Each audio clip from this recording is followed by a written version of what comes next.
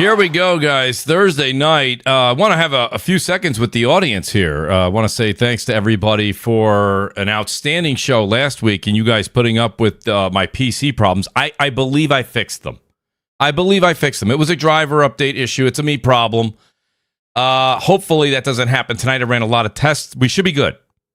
Shout out to Royal Boyle. Great to see him here. Great to see a lot of people. Mass Producer, you got me scared there. Before the show went live, he goes, wait, there's no sound. I go, I don't have sound on the starting screen, which that should change soon.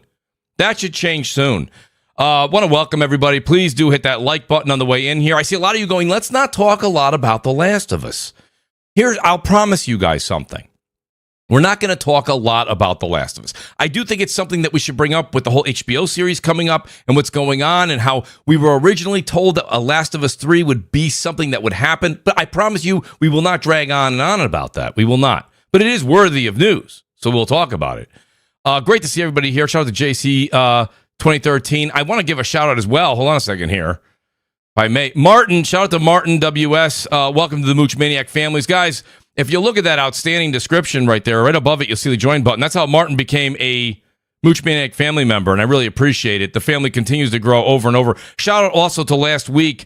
We had MASH here, and MASH donated at least 20 memberships to the channel. Can't say thanks enough to MASH. Hopefully he can make the show tonight. And also, before we get to this amazing panel, which I'm very excited that these guys are here, and we have a few others joining us later in the show, I want to give a shout out and a happy birthday to the Crap Gamer. Shout out to Crap Gamer. Happy birthday to Crap. Just so you guys know, his birthday was yesterday. So he says to me, Mooch, I want to be there for the show, but we're doing dinner on Thursday. I said, go enjoy your dinner. But shout out to the great Crap Gamer. I hope he gets many thank yous and happy birthdays and gifts and everything else out there. Great guy. Been podcasting with me for a very long time. Always awesome to have Crap on the show. So Crap will be back with us next week, guys. But if you do want to go ahead and send him a belated happy birthday, go ahead and do that. Shout out to this amazing panel, guys. Please, guys, hit that like button. Tweet it out. Let everybody know that we're live here in New York. We got a great show for you. Guys, he's back on the show. It's been a few weeks, maybe even a little over a month since we've had a BRAP showing. And I got to tell you, he writes me in the middle of the week. He says, Mooch, I'll be there. It made my week. Didn't matter what happened. BRAP is back on the show. The great Basement Radio Arcade Podcast. BRAP, you're back on here, buddy. Great to have you. How you doing? Hey, it's great. It's great to be back on. Great. I don't have sports. I've got some downtime right now. That's right. That's right. We all got a break from sports. Hey, it's picking up soon though. Baseball's coming up in a couple of weeks, yeah. BRAP. Baseball's coming around the corner. Hopefully we don't have baseball practice on Thursdays. I'm going to cross my fingers. Well, what I'll need is to speak to the organization lead and president. Give him the number. I'll take care of it, BRAP. I'll make sure your Thursdays are not to be touched. Okay? We'll do a little Italian Corleone situation here. We'll make an offer he can't refuse. You know what I mean? Absolutely. Exactly. Maybe send him a fish wrapped in aluminum foil or something. Yes, not the horse head. That's been done. Absolutely. We'll do something different, something smaller, of course. BRAP, great to have you here as always. I've got the great Craig. You guys know him as Craig, the tech guy. Craig, great to have you. Craig also reaches out to me, says, Mooch, if you got some room, I'd love to talk to you about some games this week. I said, well, Craig, just so happens I got an open seat. He's back on the show. Craig, how you doing this evening? I can't complain. Thanks for having me. Shout out to the panel and to the chat. Thanks for having me. Got some good topics. So, we can earn one here and hopefully have a good show. Absolutely. Speaking of a good show, he's been on fire. He's been giving away games. You guys know I'm just a mooch at heart. Okay, I'm a mooch at heart. If you think just because I know Detective Seeds and he's going to do giveaways, I'm not going to participate in the giveaway, then you haven't been watching the show. That's what we do. The great Detective Seeds is on the show. And Seeds, listen, not only is it great that what you're doing for the community and the news you've been breaking, and you've even made a few big articles lately, which we'll talk about very, very shortly. But Seeds, your channel's blowing up, and you can make the show 2 weeks in a row. I'm beyond myself. But Seeds, how you doing this evening? I'm doing good, man. I appreciate you having me. Yeah, I know we had a little busy schedule there for a while, but I really do appreciate you bearing with me, because I do like to come on and talk games with you guys and being able to kind of hang out and stuff. And man, being able to do the game giveaways and stuff, like obviously it helps to build, my side, people come in and stuff, but it's really been cool. The people that have received the games had no idea who they were.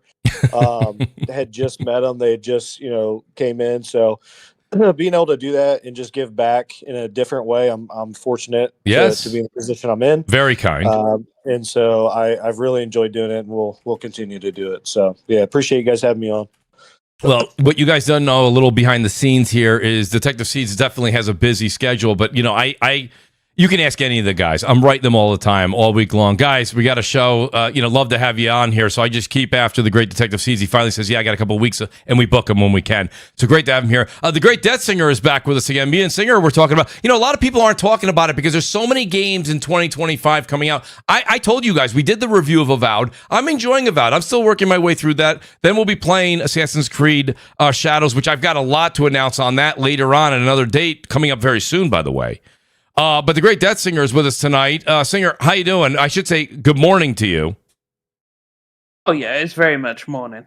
Absolutely. That's fine. Oh, yeah, I'm doing great, Just finished Avowed, so now I got to finish Kingdom Come Deliverance 2, because I dropped it to play Avowed, and then Monster Hunter Wilds is looking really good right now. It is. So, and then I have to beat all of that before Assassin's Creed Shadows. So, hopefully we make it. So many RPGs back to back, though. I'm probably going to be done with gaming for a while after that because that's like 4 RPGs back to back. That's a lot, yes. But I love RPGs, so I wanted to put up with it. If it was like third-person action adventure games, no, thank you.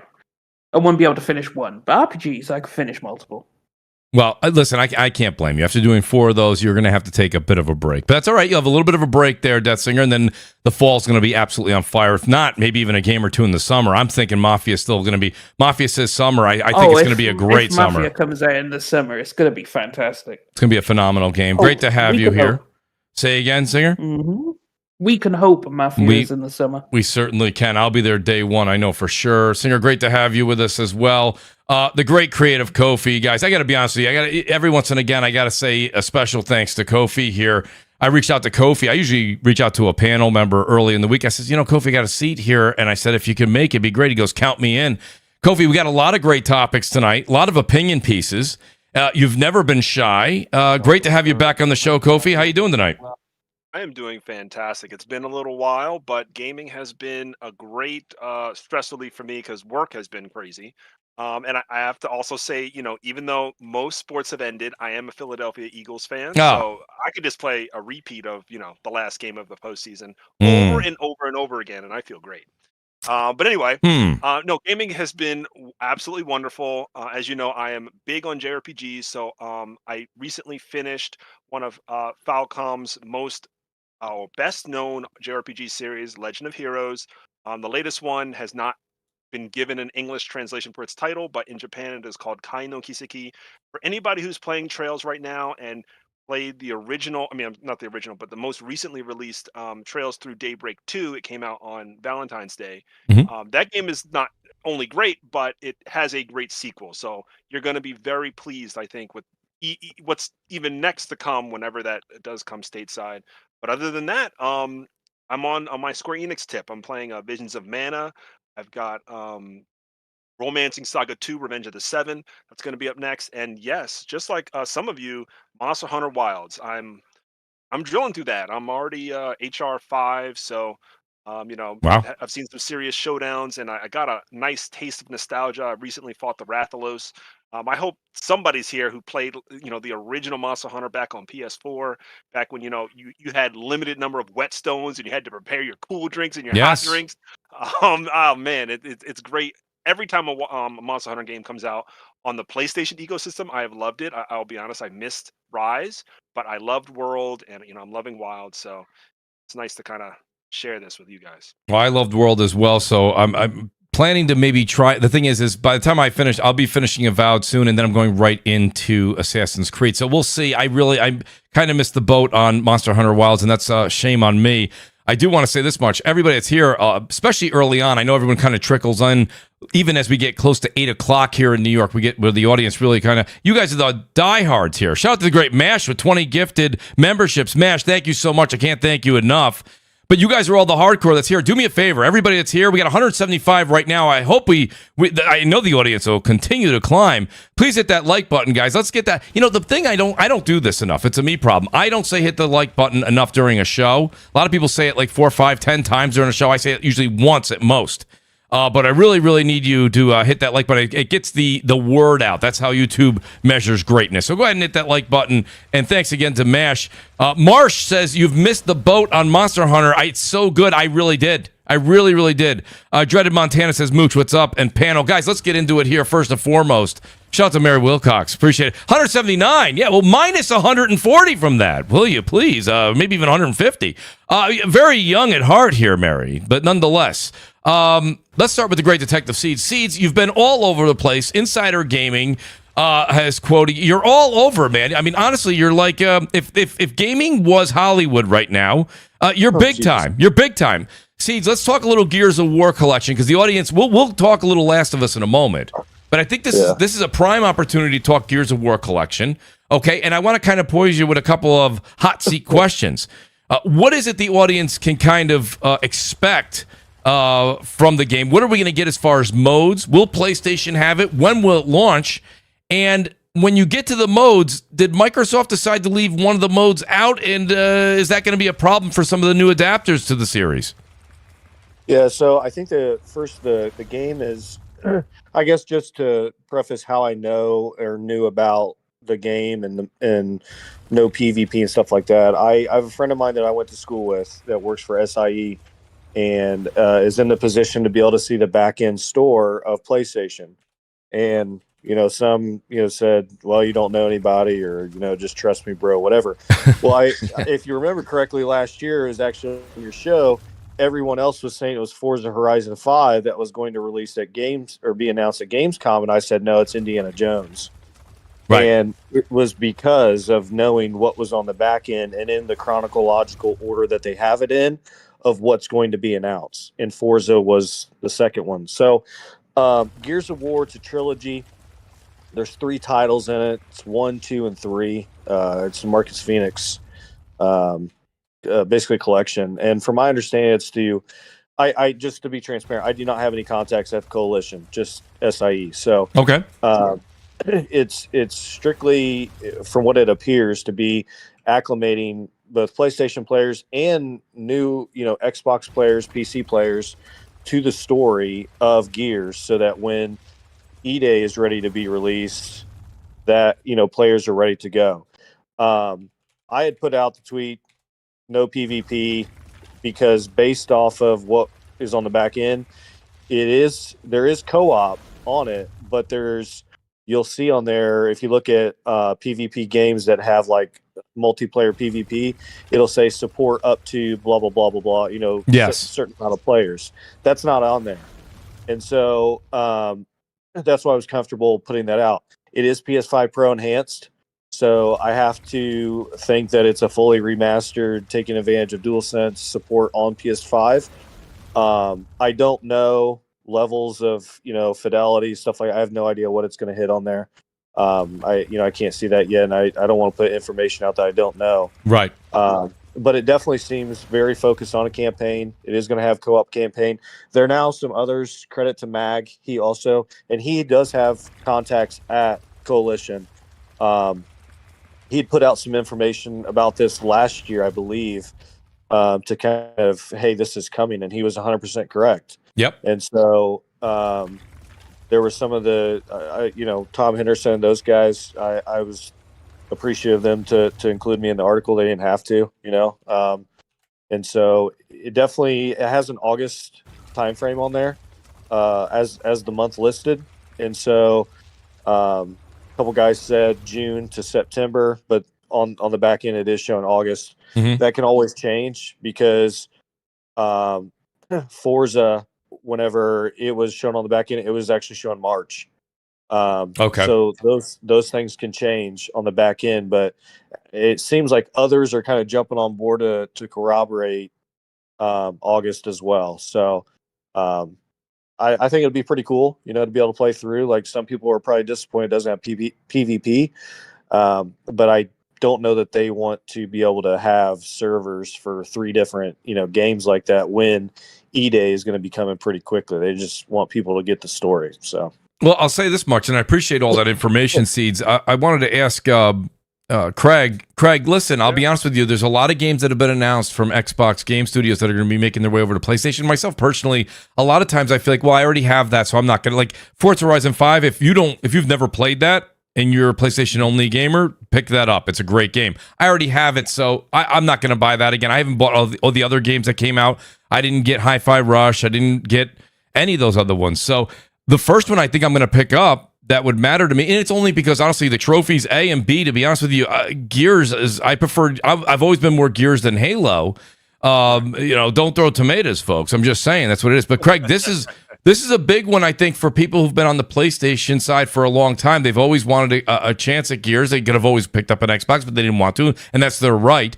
But what about missing the multiplayer aspect? Because a big part, the story, the campaign is phenomenal. It's phenomenal. It's second to none in certain categories.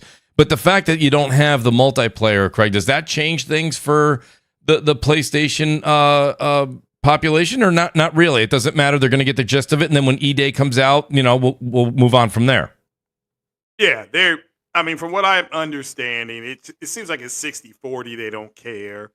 And I agree with Detective Seed saying they just want you to get into the campaign, to know the lore, to know the backstory of the characters, and then you can just jump into the campaign. They may add the multiplayer later on, but as of right now, the bigger thing is that Gears of War is coming to PlayStation, and I've always asked people, if you were standing in line to get a PlayStation 5 4 or 5, what it was 4.5 years ago, and somebody tapped you on the shoulder and said, "I'm from the future, and Gears of War and Forza Horizon are both going to be coming to the PlayStation 5," you would have probably lost money.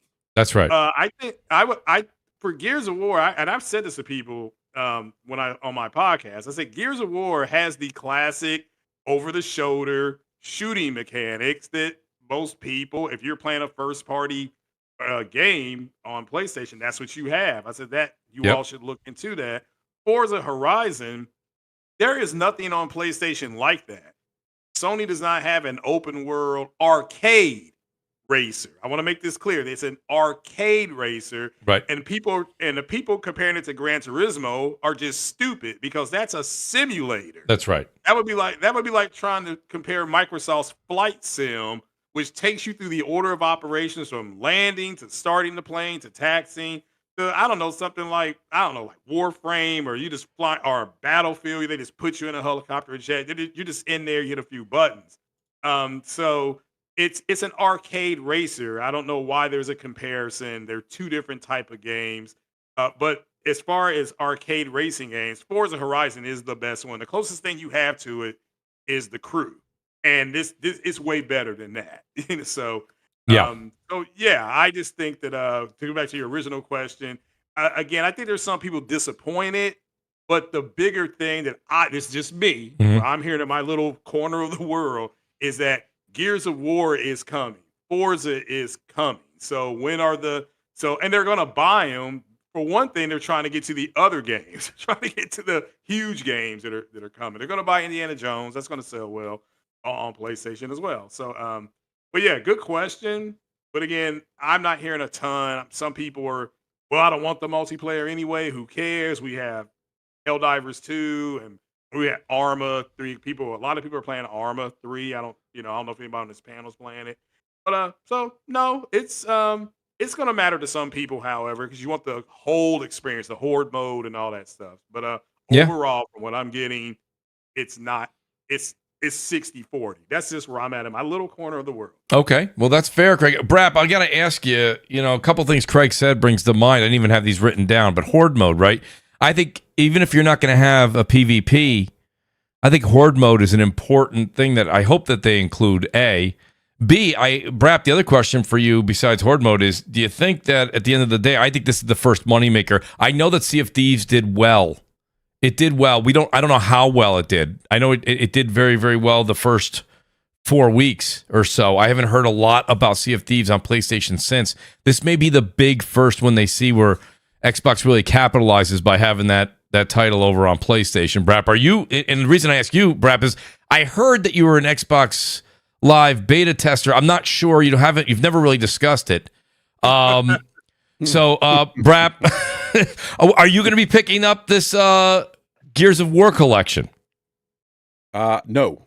And not because Gears is a bad game. It's because I've played all the Gears of War games, and it's just not for me. I don't want to revisit it. I will be playing E-Day though, but I'm not. I heard rumblings about this a while ago. I may have actually. I remember Seeds talking about this, but I've heard it from other people too. Like that the game plan was bring Gears the 3 Gears games out.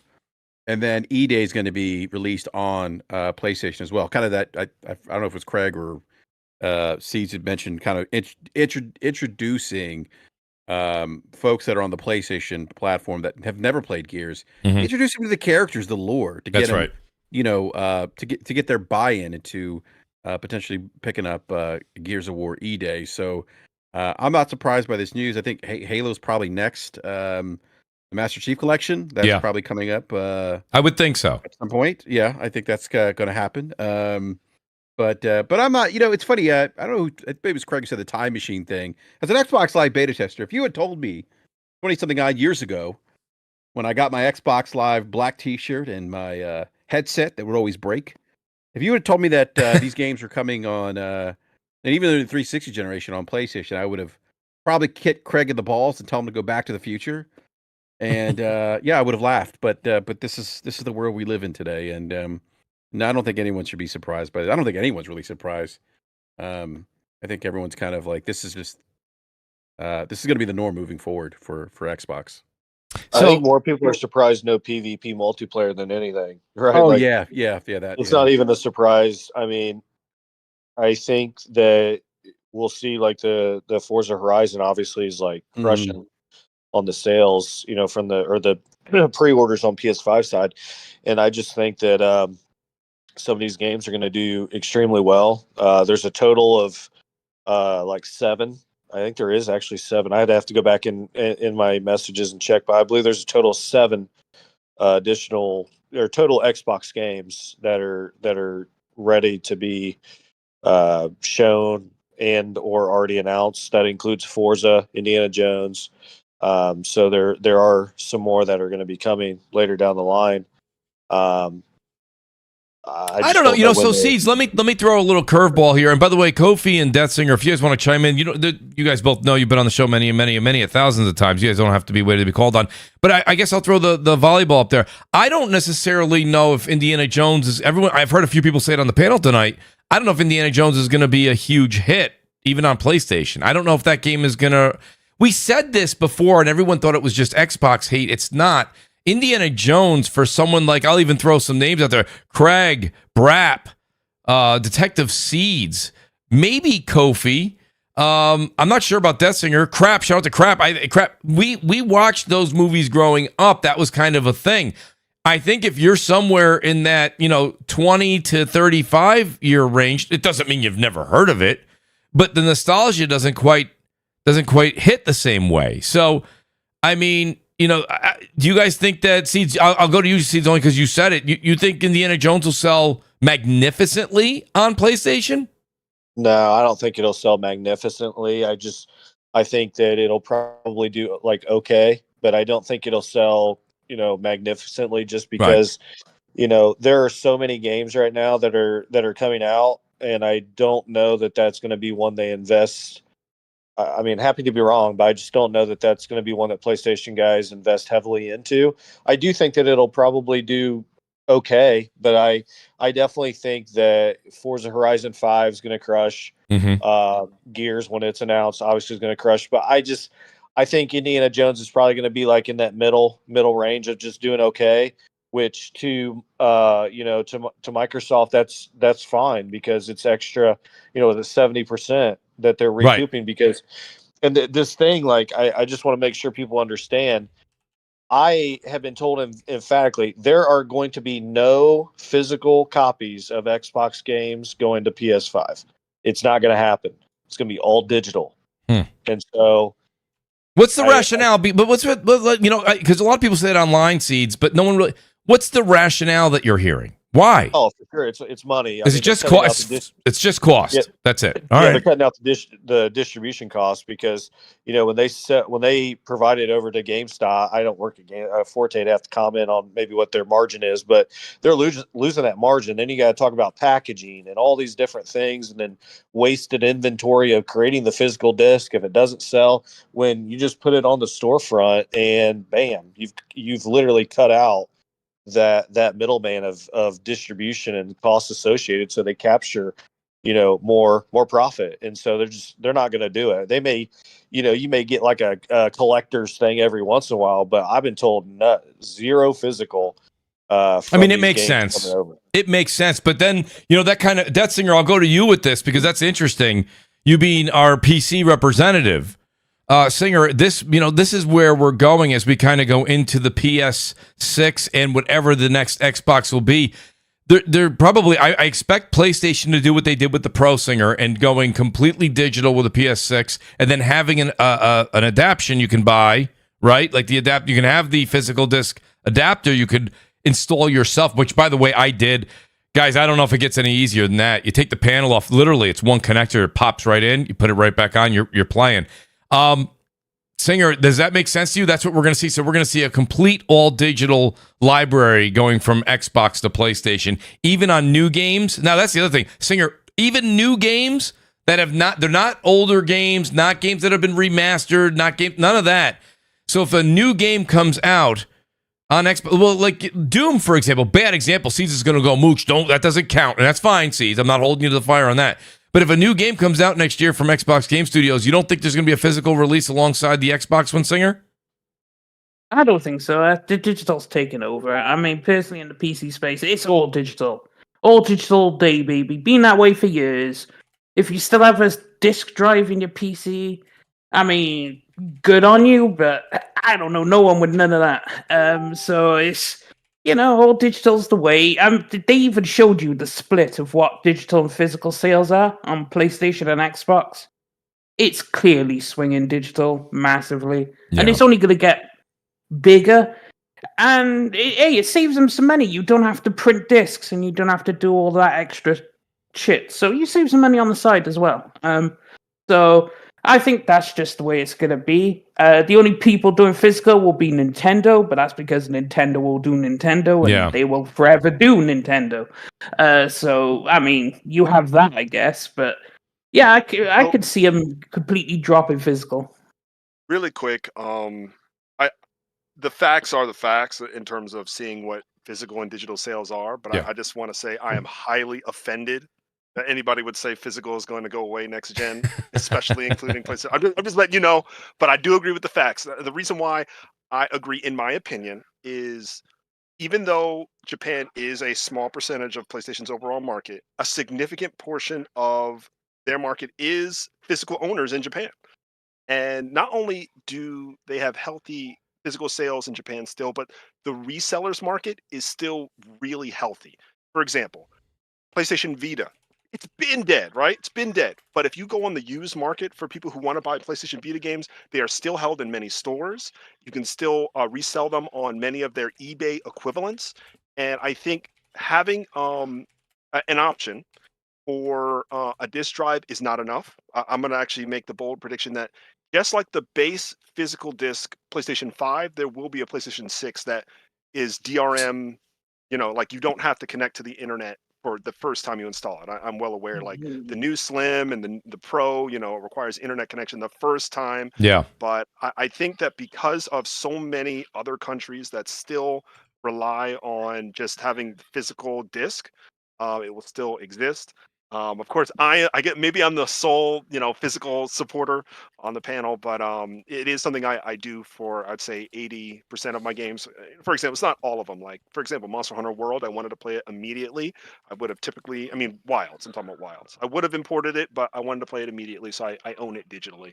But most of my other games, I do either import them or get them, through Amazon. Kofi, let me ask you a question, Kofi, because you do have your ear to the ground, especially with foreign sales. Listen, what's going on in Japan? Are they still big on physical?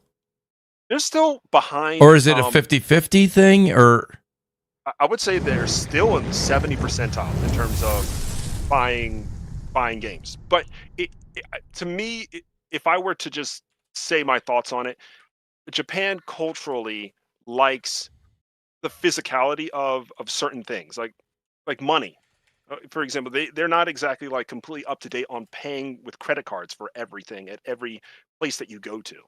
And so I guess they kind of have this respect for collecting things and maintaining them and keeping them in pristine condition. I can't tell you how many times I've imported a game, yeah, and the seller has labeled them. This item has scratches and marks, and it's not a premium product. I get it. I can't find a scratch. I can't find one. Okay, but they're so humble that they'll be like, oh, I breathed on it heavily, and I just wanted to make sure you know before you buy it.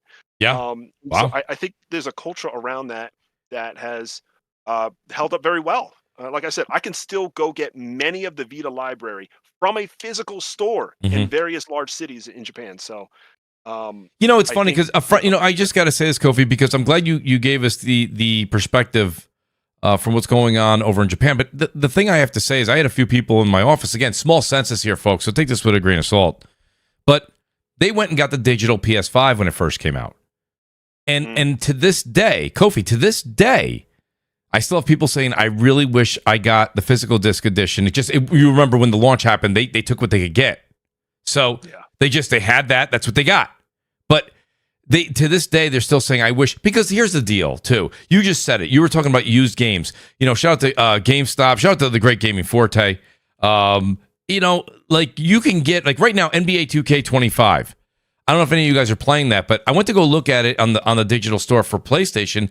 And I'm not saying they haven't had sales here or there, but nothing like this. It was the other day, it was still $69.99. I just happened to go on Amazon and I put in NBA 2K25 PS5, brand new, $29.99, standard edition. Keep in mind, standard edition. I'm not trying to make more of it, but $30, brand new. Now you might say, well, Mooch, it's an older game. I got it. That's not where I'm going with this. I'm just saying, having the physical option, which, by the way, shout out to Face23. He says, bookmark this. PS6 will have a disk drive option. Listen, Face, I'm not disagreeing with you.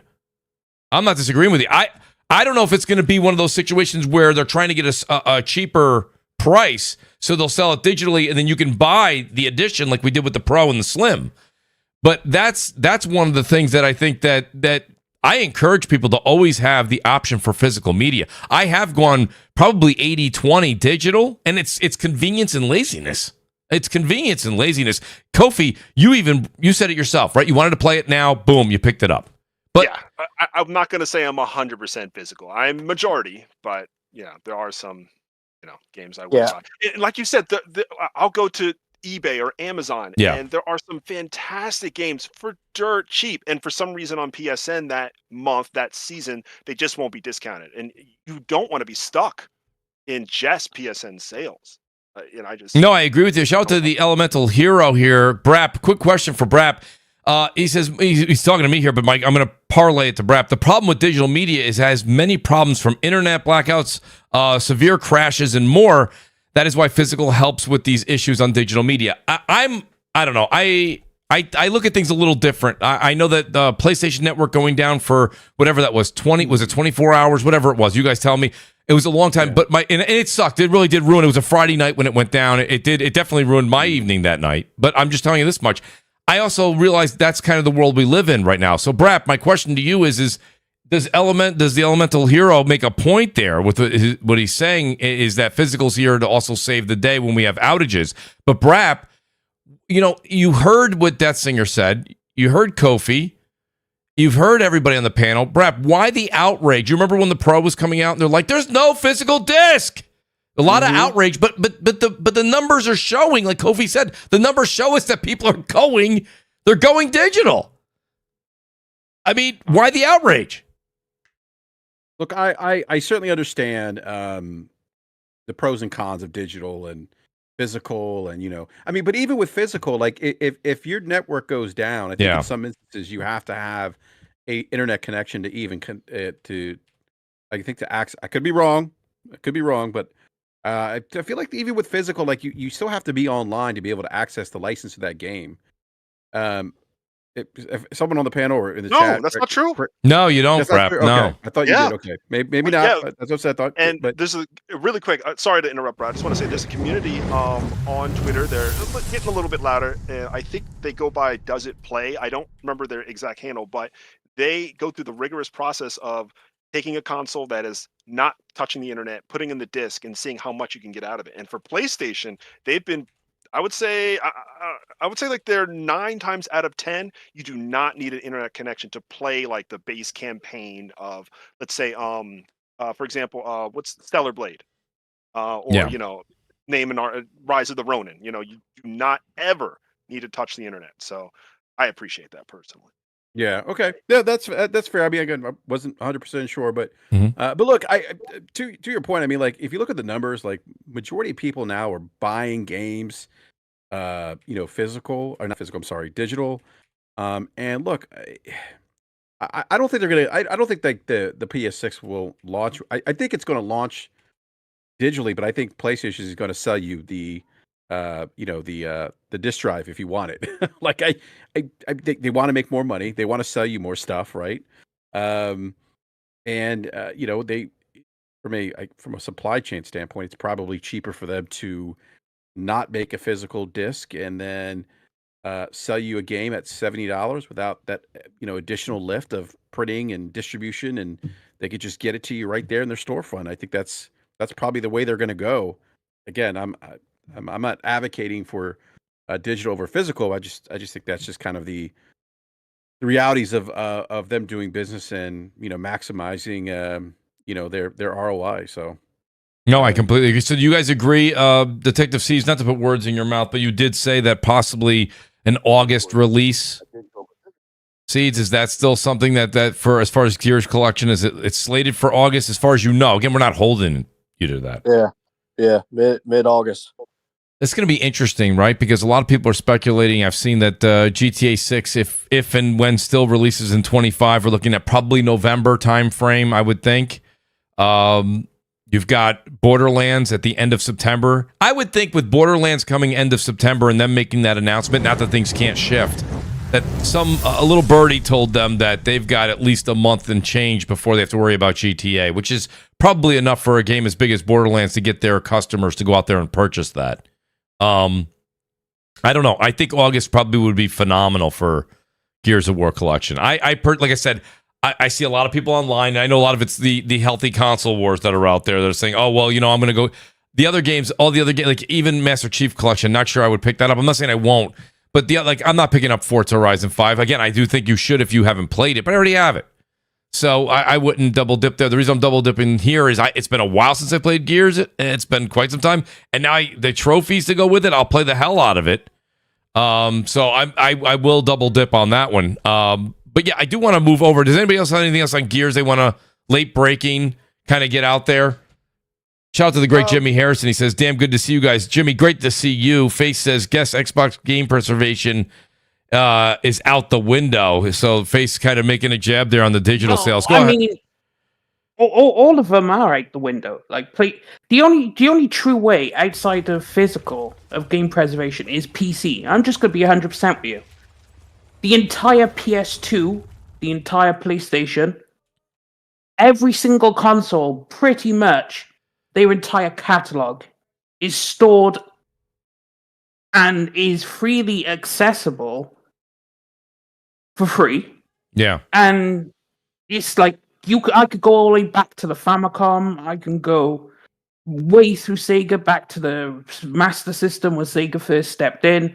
You have the entire libraries and everything, and all the tools are available.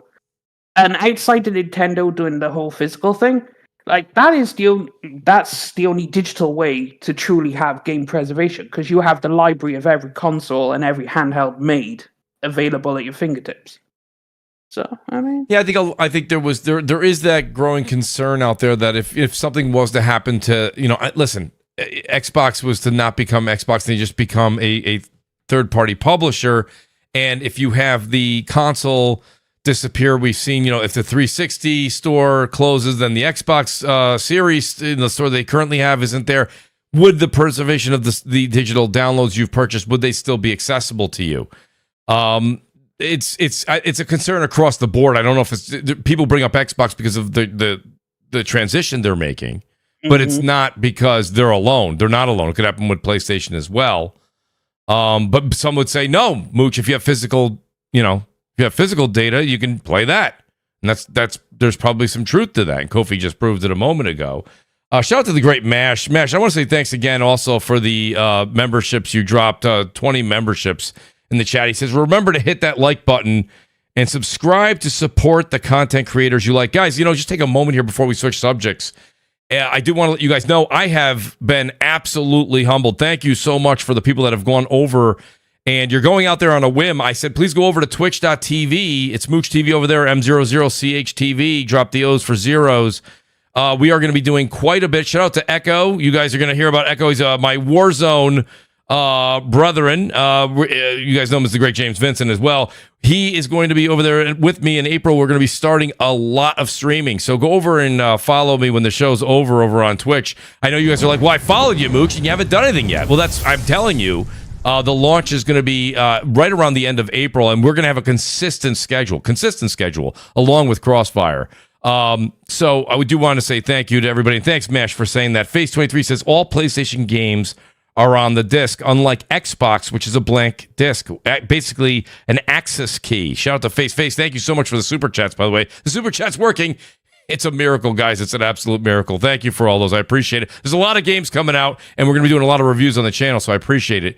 But, I mean, that is something, right? Kofi, that's what you were saying, basically, is what Face saying. The PlayStation games are on the disc, whereas the Xbox games it's a key.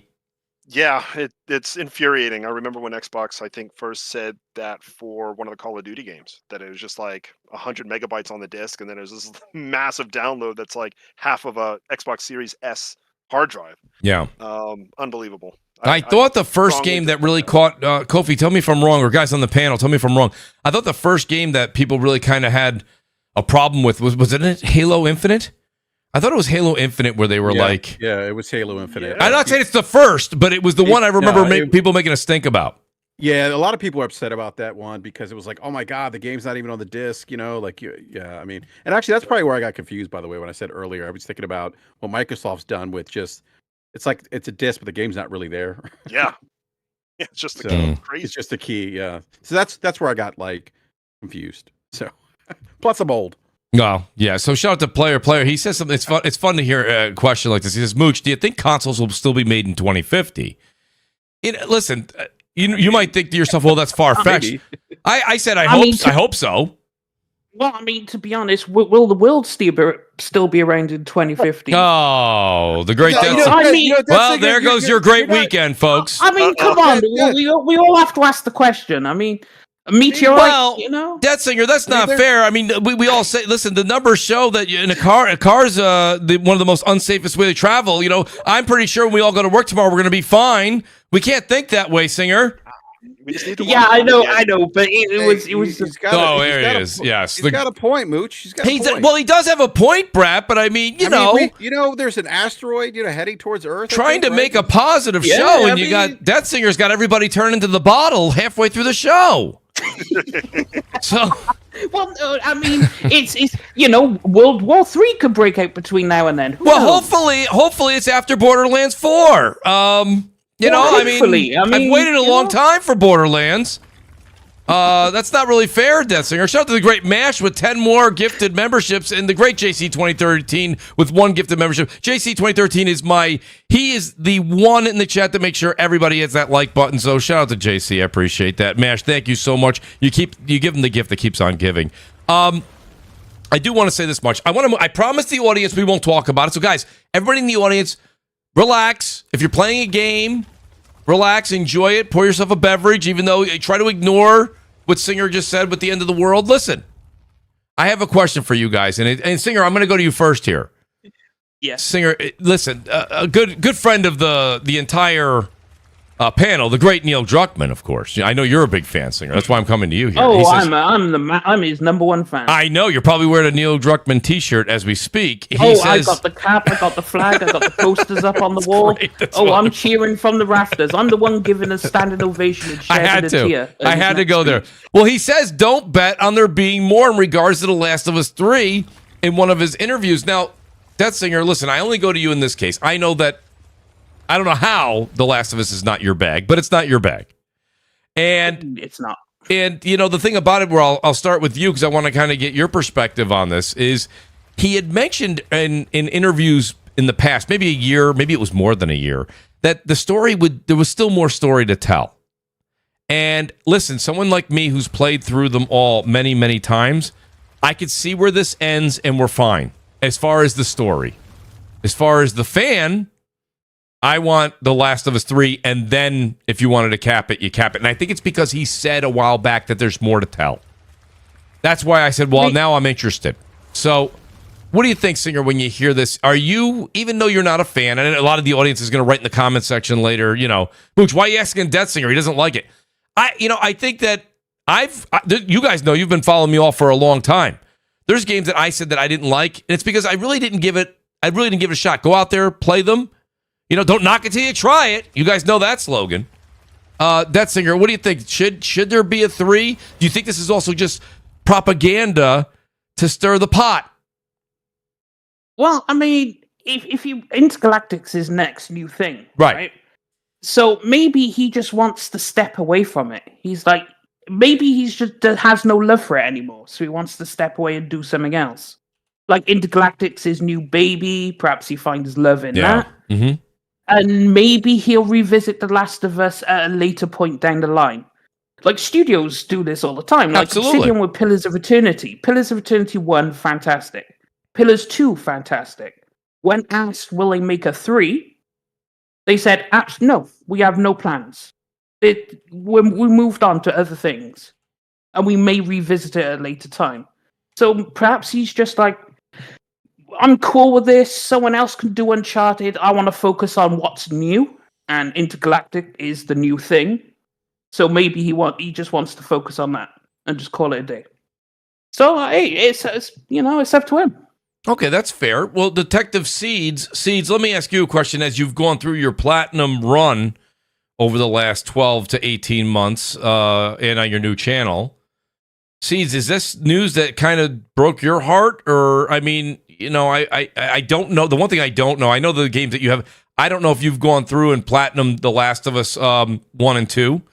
But if you haven't, were you expecting a 3? If you did, in fact, go through those games, were you looking forward to a 3? I haven't platinum, but I've beaten both of them and completed the story. And I'll be honest, I was not expecting a TLU 3. I mean, for me, it's been out, long enough, so I don't really care about spoilers. But the ending of TLU 2 for me, sealed a lot of the actual story of The Last of Us, right? And I commented about this the other day whenever they announced it. Like, I think if they did one more, fine. If they have another story to tell, but I think at some point, The Last of Us, if they continue to try to do too many, it starts to dilute it into just another zombie type game. And I think that what they did with 1, and I know a lot of people didn't like 2 for their own reasons. Yeah.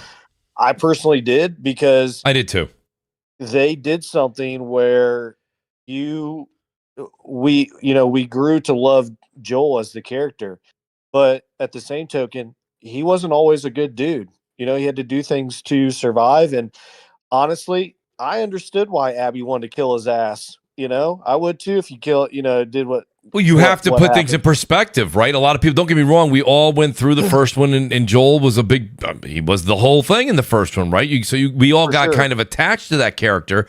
But again, if you are looking at how Neil Druckmann is not on the art level, and this is not a diss in either way, but you look at how Kojima is more of the artsy type of filmmaker or game maker, right? Because he's very much intertwined with Hollywood. And Neil Druckmann is now entering that space, but he writes a little bit different. We all say we love these season 2s and season 3s that are of these shows we watch, whether it's Severance or it's this or that. And you're like, you know, even go back to the old days of Breaking Bad, and you're like, you won't believe what happens in this season. And you're like, what? And you're like, this person dies, right? And you're like, no way, they killed the main character right away, second season? Like when Shane died in season 2 of The Walking Dead, I was like, you got to be kidding me.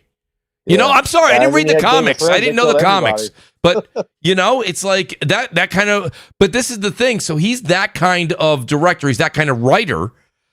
He's going to run his show that way. So a lot of people are saying, well, there was a cliffhanger at the end of 2.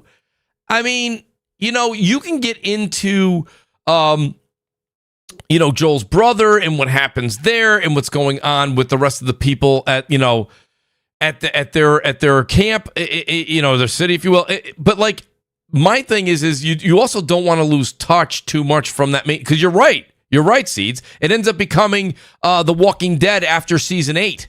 Right? It's just this generic, and I hate to say that because I watched all 11. I watched them all. I watched, and I'm going to be watching Dead City. Dead City starts up again in a few months, so I'll be watching that. Listen, I'm a diehard, but I understand that the regulars would be. I'm not watching that, and I get it.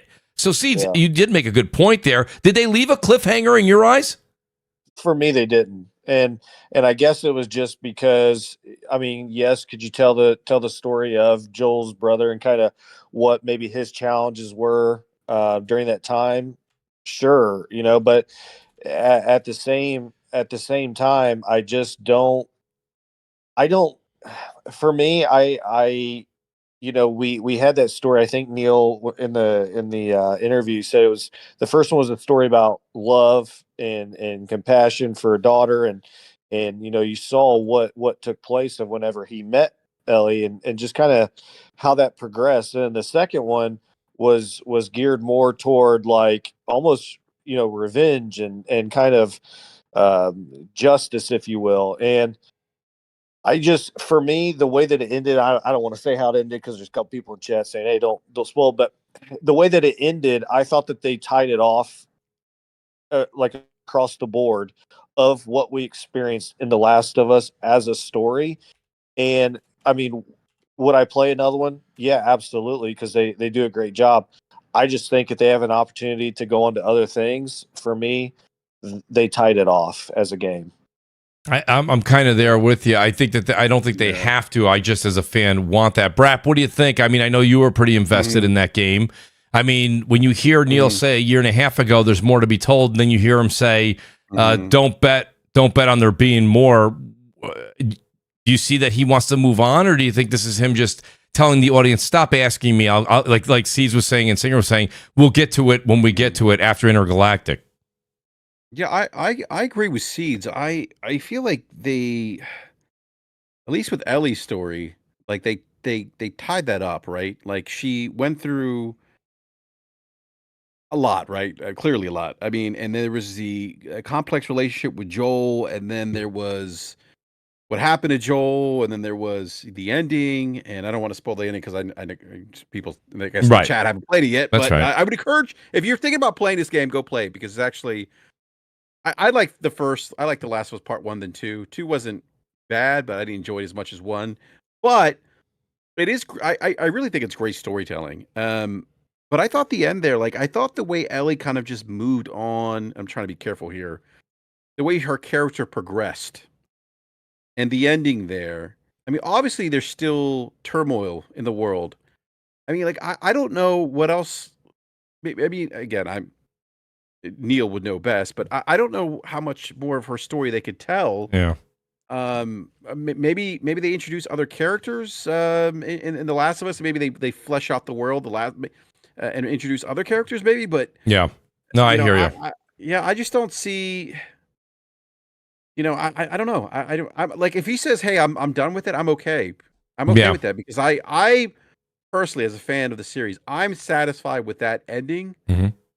I don't know what else they could, what other story he could tell. So Brap, I'm glad you said that. And Brap, keep this rhetorical for a second, because I'm going to come back to you. But Kofi, Brap made a great point, so I'm going to just piggyback off what Brap's saying. He's like, he did a pretty damn good job. They wrapped it up again. We're not going to do any spoilers for anyone that hasn't played it. And if you haven't played it, why haven't you played it? Put that in the chat. Kofi, what is the number of sequels until you get burned out? And I'm going to give you a couple of examples. And I'm going to give you Xbox. Yeah. I'm going to give you Xbox. I'm going to give you PlayStation. So Xbox Gears of War 5, we got to 5. A lot of people who are fans, not everybody, because a lot of people are going to say, Mooch, I don't feel that way. That's fine. But a lot of people feel that Gears of War after 3 kind of went downhill a bit. I think Uncharted did a really good job of keeping its truth through 4, but some people will tell you that they didn't care for 3 very much. My point being is what number do you get to? What number do you get to before you say, like Neil might be considering with this comment, all right, we're doing Intergalactic. Maybe Intergalactic becomes a huge hit, which I'm dying to play, but and we've seen very little, but it looks exciting, and there's trust there. So they end up killing it there. They do. You know what I'm saying? Like when do you jump the shark? So you're asking a person who could really set themselves up as a hypocrite, because I always talk about certain JRPG series that is about to go into 15 games that started in 2004 and still has not finished. So if I say 3 games is enough, that is hypocritical. Absolutely. One thing that JRPG series does that keeps me interested is tells the story from a perspective of a new character in a new region at a different age with a different profession, and kind of takes the approach of the MCU, where after you see all these different narratives, eventually they cross, and you'll see a side character from this arc that has grown in a certain way. And then you go, oh, wow, that's really interesting world building, because we know what X or Y character went through. And I think if The Last of Us did something like that, it could always extend the story.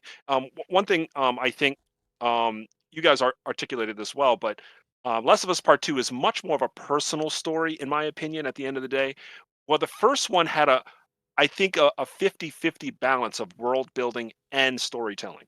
I think a third game should go with the first game's format, in giving us a greater proposition as to how can we start to solve the problems of this world. I think that's really compelling. I also won't go into spoilers, but there are some unique things we find out about Ellie in the first game that is a challenge that everybody is struggling with when they find that out. I think there should be some sort of scientific approach or attempts at revisiting that as a solution and slowly building on that and bringing hope into this bleak world. I think that is extremely compelling, and finding a different way. I won't say much more, but Are you talking Fallout? Not to cut you off, but you're talking like a Fallout where you try to establish that, is there a cure to get back to normal? Is that Yes. I kind of want to just pick your brain because I think you just brought up a good point. That's interesting. Yeah. So we know something significant about Ellie and like the journey you're mentioning in terms of a cure. Is there another approach with the right knowledge or background that maybe there is something that she could contribute to that solution? Sorry, I feel like I'm talking really existential. I don't mean to. But, I like it. Go ahead. It's great. You're actually convincing me. If you start to feed into a little bit of hope, like, oh, we met somebody else and they have this technology that can take advantage of a potential solution to a cure. That's really interesting to me. If for example, what if there was a Last of Us Part 3 that took perspective of somebody who has a science background, and they're looking for Ellie because they find out that maybe their knowledge could take advantage of the situation that Ellie has. And and then eventually maybe they cross paths and come to an understanding that together their work could make a huge difference. And then having a game that goes through the process of seeing if it worked, like trying, maybe they have some sort of solution where like there's a certain material, but you put it on a clicker and the clicker becomes non-violent. Or I find that like, whoa, that would be so amazing to see the reversal and going through some of these areas that you felt doom. And then now you have this storytelling of like, this is the way out. But it's not easy. It's not like you just go, yay, we win. You can make it visceral and there's loss. And there's a goal though. It's not just revenge now. It's we can change the world back in a way. I mean, of course, there's a lot of destruction and time has passed, but to me, that's super compelling. If there was some sort of arc like that, I'd be like, oh my gosh. I think they would have to find a way, because obviously I just said that I'm kind of okay with not doing it. You know, I'm for how they stop. I think what you just said was like excellent, dude. You should probably work at Naughty Dog. Give them some pointers on maybe some crafting, but I think they would have to tie the kid in. You know, at the end, shit. I hope that wasn't a spoiler, but there's a kid at the end, guys. But I think you have to. For me, The Last of Us is so moving. As I'm a father, and so the first one hooked me immediately. Like, I don't have daughters, but it moved me because I could feel something in both of them. You know, in both Last of Us 1 and Last of Us 2. It made me feel something. And I think that in order for them to do that to create a Last of Us 3 and to hook us to go back into that world, you know, it wouldn't take much, but you're going to have to find something that hooks that love in. And whether it be a child, whether it be, I don't think Tommy is enough to hook that relationship with Ellie. That's it. That's what my concern is, because Tommy would be the olive branch they would kind of go out to. And I don't think it's enough. Yeah. At least in my opinion, I don't think that bond there is enough to where players are going to be like, yeah, this is the masterpiece. But I think if you could hook in the kid. And I actually think Reforged Gaming, just give him kind of, you know, some props. I think he brought this up in a video he did about doing The Last of Us 3 was about the kid. And I think that if you take what Kofi just said in terms of creating like a pathway to a cure, and you introduce having that kid as some form of the love piece, they're going to have to do that in order to hook the players, because that's what 1 and 2 did so well. Was 2 pissed everybody off by what happened, and then as you played through, you're like, at least for me, I was like, I understand why this bitch fucking hunted this dude down and wanted to take his life. Like, and it was just so well done that they're going to have to do that for number 3. They managed to do. Don't know if it's in place. Seeds, they actually managed a semi-miracle. People that are fans of The Last of Us 2, if you're not a fan, I understand, but I don't. But by the end of The Last of Us 2, there was Team Ellie and Team Abby. And there's no way if you just played the first few hours of the game that you'd even understand what we're saying yet. So enjoy that. I'm not going to give it away, but I'll tell you right now, the Team Abby grew by unbelievable leaps and bounds as 2 was progressing through the community and people were giving their opinions. It was a great piece. And, so a lot of people were asking, I do believe I'm going to, the same way we did season 1, I'll be doing a season 2. We'll do it on Monday nights after, and we'll do a review of each show. I thought that went very well last year, and I loved it, and I think the audience really liked it. So we'll do that again. But Neil mentioned that how they expanded on Billstown and how they made those characters grow much more than even the game. That's what kind of gave me hope originally when I was thinking about 3. I was like, they're going to divulge into more of the characters, who they are, what their essence was in the world, how they affected different people, what they maybe bring to the table that we didn't see in the game. And I think you can build off of that. Shout out to the great David Faulkner who's here. David's over in I believe he's in Australia. The great David Faulkner is in Australia. So good afternoon, Dave. He says Mooch, I think they do that in a TV show though. Not to cut you off, but no, yeah, I understand. I meant, but would those stories maybe have carried over, Seeds?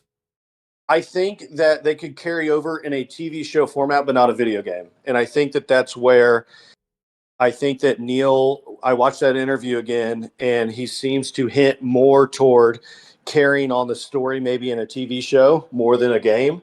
Because I think you and I both sat through 13 seasons of The Walking Dead or whatever we put ourselves through.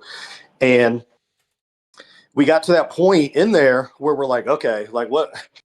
You're just continuously getting enemies. And at some point, we got to polish this thing off. And so I think from a video game standpoint, they did a great job polishing it off. Yes. But from a TV standpoint and going after that HBO money, I mean, man, they could do backgrounds on all kind of character arcs and go through that.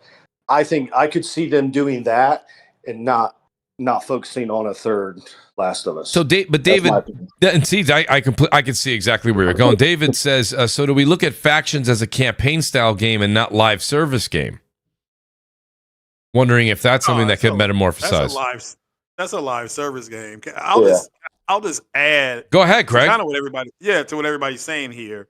I think there are only two things I would have done differently, but I thought that they should have given at the end when Abby and Ellie are into it. I thought they should have given the player the opportunity to either let her go or not. I'll just leave it there. Thought that would have been cool to kind of see where people went with that. Because they keep track of all that kind of stuff online, on PlayStation. But I would have done a DLC where Tommy went after the WLF first. He was ahead of Abby and Dina, and he was doing some damage. So, what I would have liked to see a DLC that shows you here's what allows you to play as Tommy, and here's what he was doing. Right. And we know Tommy took out some of the wolves too. So now I'm not complaining. I agree with the people saying that they wrapped the story. Joel wasn't a very good guy according to the lore. Him helping Ellie, it was kind of a redemptive arc for him. Abby helping Lev was a redemptive arc for her, and then not Ellie. Abby helping Lev was kind of redemptive for her, and then Ellie sparing at the end was redemptive. So I agree with everybody who said it's gone full circle, but I would have liked to have seen if they're going away from it. That's my only this is observational. I'm in the whole camp with the people that said it's wrapped up. If they don't do it again, or if they don't do a comic book, which they could do, or a short story, which somebody on this panel can write the story, right? Nothing preventing you from doing it. But I think you had redemptive arcs for all those characters. Even Dina, who had a child, kind of a spoiler alert there. You're right. And Craig, you're right. But the one thing that Seed says is, as much as me being a super fan, and maybe some of you guys as well, and I see some people in the chat agreeing, but the thing is that going to tie in the heartstrings that we had with the detriment that happened in the beginning of The Last of Us, or what happened, the tragic event that happened in 2? No, but it just, if you want to play through that with a different character, it doesn't have to be a whole game. I should have mentioned that. It could be like DLC. Here's what happened after what happened with Joel. Tommy going after him. Tommy was ahead of Dina and Ellie, and and allow the player to kind of go ahead and experience that, because that seemed like it was pretty brutal. So, and it just kind of give you still enter that world, you still enjoy what's going on in that world, and you can still go ahead and do your permadeath things and get your platinum. But overall, I agree with this. It's all wrapped up. Yeah. The fact that you could get a sense of Tommy not being able to finish it off, it would add more to when he just said Ellie. He just said, you're an effing joke. That resonated with me. Like, you sat there, you watched this happen, and you're saying, I'm going to go play house. You're a joke. And that resonated. But I think if you kind of see what Tommy goes through, it could. It continues. They didn't really. They did enough with Tommy to be that if you would be supporting character for Joel, but they didn't do enough with Tommy for him to have his own game. I don't think. Fair enough. That's fair enough. I disagree. I would like to see it, but again, that's fine. But listen, Craig, no, wait a second. Now let me explain something. I'm kind of speaking for the masses here. I'm not saying I wouldn't enjoy it, but I'm just saying just from what we know right now, Tommy. Think about it. Guys, no spoiler here, but there's right in the beginning, Tommy kind of goes off on his own, right? And then we play as a character and we go out looking for Tommy. And Tommy definitely, he kicks ass and takes names, as we find out, because we get through the world quite a ways, and he was on his own. But besides knowing what he's capable of, what he actually did, we don't know what his adventure was like when he was on his own out there. You know what I mean? So. I think that they needed to build a little bit more of that, and that's the one thing that Seed says that is questionable. So I'm gathering. So here's what I'll do to wrap this up, because I promise we won't do a whole lot of The Last of Us. is right because I mean I could do an entire weekly show on The Last of Us, but Yeah. I do think when it comes down to it, I think the consensus I'm hearing on the panel is yes, I would like one. If there isn't a third, I'm also okay saying I enjoyed what I enjoyed and it was a masterpiece and it's right, and I'm good putting it to rest there. Right? I mean, would anybody disagree with that? Somebody can write. You know, I could probably sit down and write. Here's what Tommy did when he got to Seattle. Here's who he encountered. Here's what he did to him. Yeah, that could be a short story somebody could write, or an animated story, or something like that. So they would have to show Tommy, in my opinion. I think the main line for his character arc would be the fucked up brother who was always in trouble, couldn't do anything right, you know, things like that. And along the journey that he was in The Last of Us, discovering his wife and everything else, they would have to show how he learned going from that person that Joel was always having to help out and bail out to being the man that is leading a community. And I agree. Like, that's a good point. As a DLC, that would be, I mean, I think cool. You could do like a, you know, maybe 10, 15-hour DLC or whatever. Yeah. I just don't know if that hook. Oh, that's a great idea, Seeds. It's very similar to what Uncharted did, right? Where they had those DLCs. That was fantastic. Yeah, you could do something along those DLC lines, like Craig just said about having a DLC that centers around Tommy. That could be cool to show his character development of, you know, like I said, going from that brother that had problems to being the one that is surviving. But I just don't think it's enough to hook an audience for a mainline title. I agree with it being a main line. I would say more of a I agree. 8 to 10 hour DLC, something along the lines of that. Did. That would be phenomenal. Along the lines of what was the Uncharted game with the 2 women in it? I can't something like that. The Lost something. Lost Legacy. Thank you. Lost Legacy. Yep. So something along that line. You know, 6 to 8 hours, 6 to 10 hours, $29.99. Get back into the world. Play as a different character. Yep. Still explore different parts of the map. Show a different avenue. Show a different avenue of the world that we haven't experienced. Yeah, that's it. Or you could write. But I'm more of I've always said do it. I'm a do it yourself guy. I listen to the Russo brothers, the Avengers movies, and people are always asking them questions. They say, "That's a good question. Why don't you go ahead and write that story?" So I'm more promoted just writing. They do. They hey, what did Captain America do when he went back to Peggy? Well, I don't know. Why don't you write that story? Why don't you? Yeah, you write the story and I'll direct it. Absolutely. Yeah, you direct it. You write that story. But that's the way I am. Hey, somebody can write a short story. You can do. Somebody does a comic book. You can do a comic book of it. Worst case scenario, you send it to them and they say, "Nah, kick rocks. This shit's corny. Get it out of here." Okay, well at least you tried. You know, you tried and you failed. At least you tried. But yeah, I'm in the mode of I agree with Detective Seeds. A little DLC, 6 to 10 hours, if that long. Get you a trophy or two. Like you just said, Mooch, explore a different part of the map that we hadn't seen before. Maybe meet some different characters, you know, to help him along. And you as he said, you know, he comes full circle to the point where he's so upset he couldn't finish what he started. He says, Ellie, you know, he says you're an effing joke. That was powerful when he said that to her. You're a joke. You know, it's like, damn. You know, absolutely. Yeah, but that's what I have. And I again, I want to make this clear. I'm happy if they ended the way it did, because all 3 of those characters, if you would even throw in Dina, they came full circle. You know, so Dina saying, "No, I'm not going to do this anymore. I'm choosing this." That's her going full circle. Ellie sparing Abby, full circle. Abby helping Lev, full circle. Joel helping Ellie after being a quote unquote not such a nice guy according to the lore. Again, somebody could write that story. That's right. He was, somebody could do that. That's right.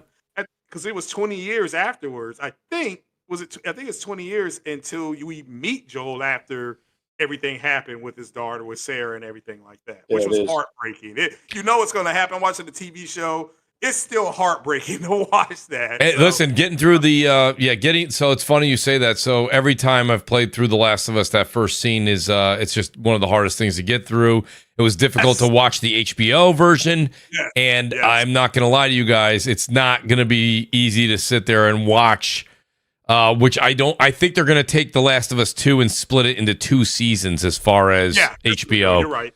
So we may not, they're going to give Pedro Pascal's going to have to earn his paycheck as far as we're concerned. So he's not, we're going to get enough of that character for a while. I will say this before we give any more spoilers out. Shout out to everybody. Please hit that like button. You guys are all fantastic. Appreciate all the likes that we are already gotten. BRAP, I'm going to go to you here. I'm going to I had my numbers of my topics here, but I'm going to kind of jump here a bit because you are an Xbox Live beta tester back in the day, BRAP. I know that you just mentioned that for the first time tonight.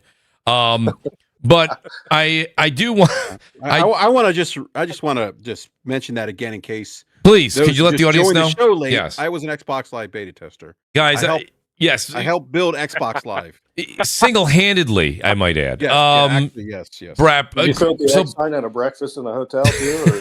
Yeah. Larry Herbert and I used to hang out quite a bit. Yes. Actually, believe it or not, I gave him the idea of Major Nelson. A lot of people don't know that. They don't. Yeah. They don't. Oh, well, listen, Larry listens to the show frequently. We'll get him back on. BRAP, I go to you because until you told him to be a major. Yeah, exactly. He was like, "Yeah, I'm thinking about being LT Nelson." And Captain. I think Major sounds better because you're kind of a big. That's deal, right. you Yeah. know? Lieutenant Colonel's too flashy. So, so we'll go. It's like people are gonna think you're Lieutenant Dan from Forrest Gump. You don't want to do that. Well, BRAP, let me ask you here. So I enrolled. PlayStation's beta program either started today or starts very soon. And they're saying you're going to be one of the first ones to be able to try out game. They list game. They don't list the games. They list just the word games and features that'll be unique to the mobile app, the actual console itself. Some things that when they launch on PC, certain things. So, BRAP, I don't know if you signed up for this. I think you should just because of, let's be honest, your resume. But what is it you think some of the people can expect from this beta program with PlayStation?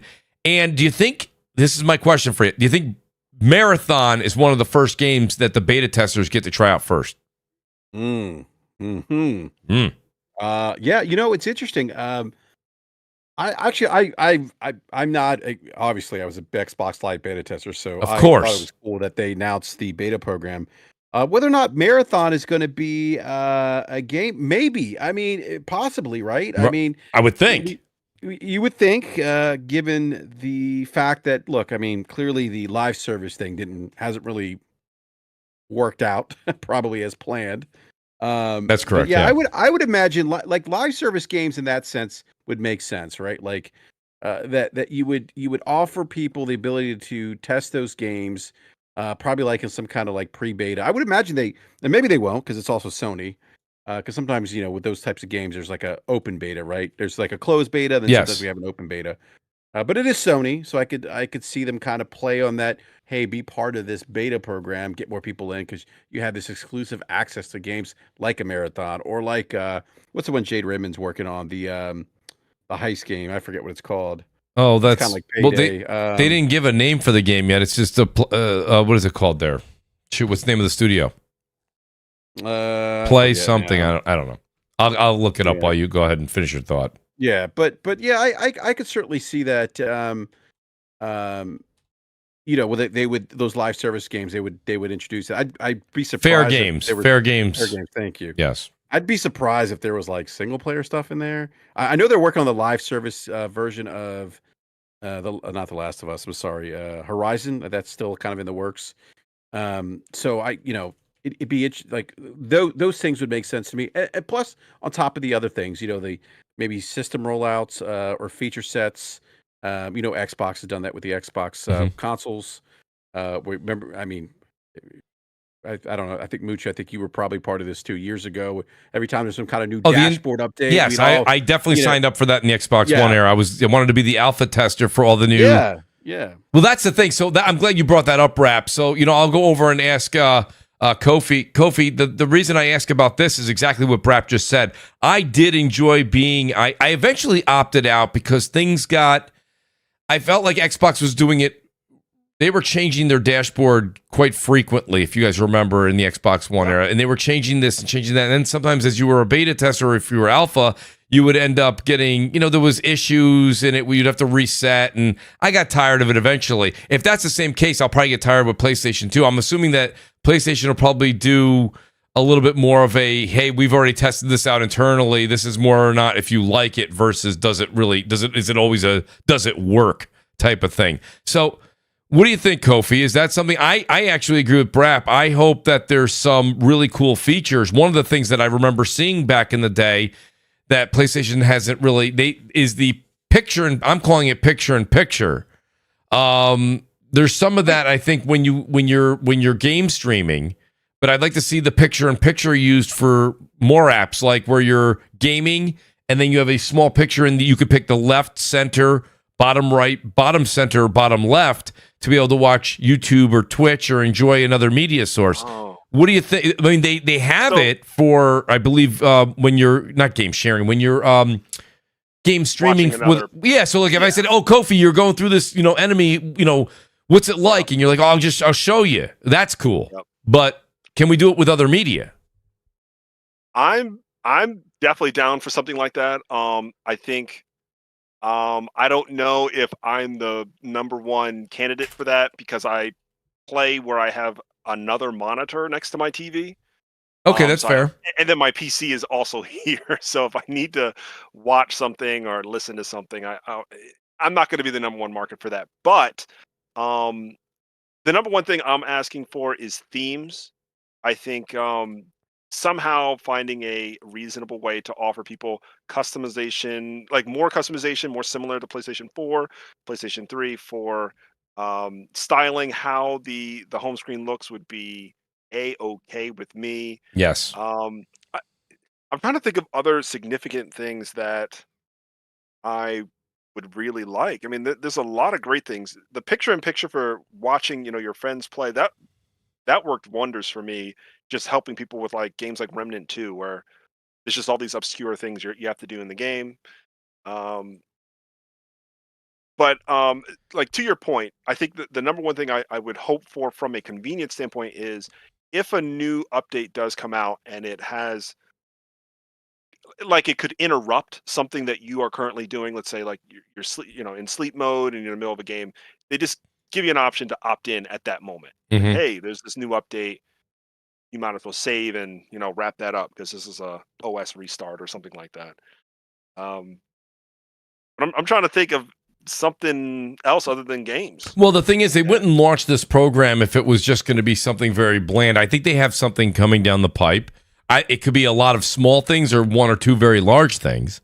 Craig, what do you think? Craig, you think it's going to be more games focused for this beta? Do you think it's going to be more features, and did you even opt in? Opt in because I don't think they're going to do anything. I think that,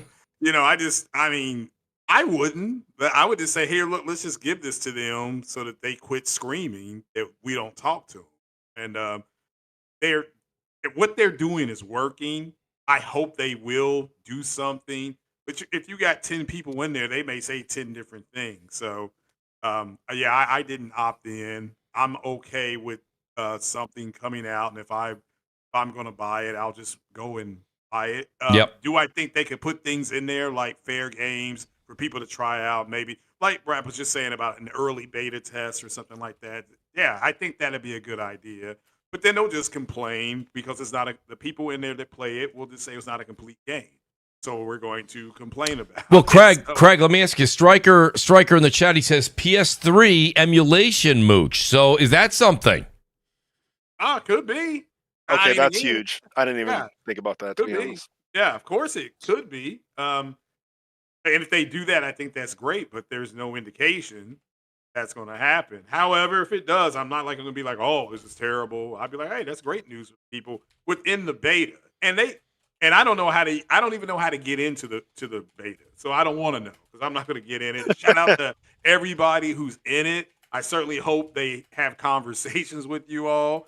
I don't think they will because if you're winning, you don't really talk to a lot of people. You just, you stay within your winning circle. Well, I will say shout out to everybody. maybe Shout out to everybody. maybe what motivated them is I'm sure it's been brought up a lot is Concord and how the Yeah, it's market fine responded to that. too. So they may be Yeah. like, "Oh, that's a sharp L we just took. Maybe Yes. we could put out our listeners a little bit more frequently." No, I think So- I think that's a great observation that they're doing it because Concord wasn't received well. I'll just put it like that. It wasn't received well. So Well, but, the thing is, I hope it works out for the people who are in it but don't get upset if you're I in opt in it too, by and the way. nothing happens. Oh, Yeah, you- that's There's a great. very interesting thing Yeah. about Concord, though, that it changed some things at SIE. So just so you guys know, I don't know if you know this or not, but when a game is going through development before it's going to be released, most of the people that work for SIE, they get to play the game. Right. Whether it's studios, whatever, like they get to play it. Concord, nobody got to play it. It's one of the only times, from my understanding, from what I was told, that they have not been able to play one of their upcoming releases. Lord have And mercy. so I do think that this program is more of a, hey, we screwed up and we need, especially on the live service side, because they're not going to give up that pursuit. Like they're not giving that up. But I do think for this particular program, from my understanding, some of these games that are coming up that they really want feedback and testing on, they're going to run it through this program while also simultaneously getting the feedback from internal employees at SIE. But they also are trying to engage the community with this level to get feedback on some of these games. I don't think it's going to be, their big, like, hey, you get to test, fucking God of War or whatever. No, you're not going to get to test Intergalactic, but what about things like Marathon Seeds where they're not going to, they wouldn't, I don't even think they would scrap a game if it was bad. I think they would just say, hey, you got to go back and tweak this, work on that. Yeah, it's going to be geared more toward that. It's going to be like your Marathon and like if Concord were, still a thing, it would be geared more toward that of we really need community feedback, which is something that PlayStation has lacked. And this, from my understanding, this is a newish avenue for them to take on. And I'm happy to be wrong on this. If somebody else has another source, from my understanding, they were encouraged by Bungie's this live service excellence team that they have. They were encouraged by them to do this. Okay. And so that's my to make the understanding. beta program, you mean, or to generate a program like this to where they can have a wide pool of community feedback that is outside of just the employees of SIE.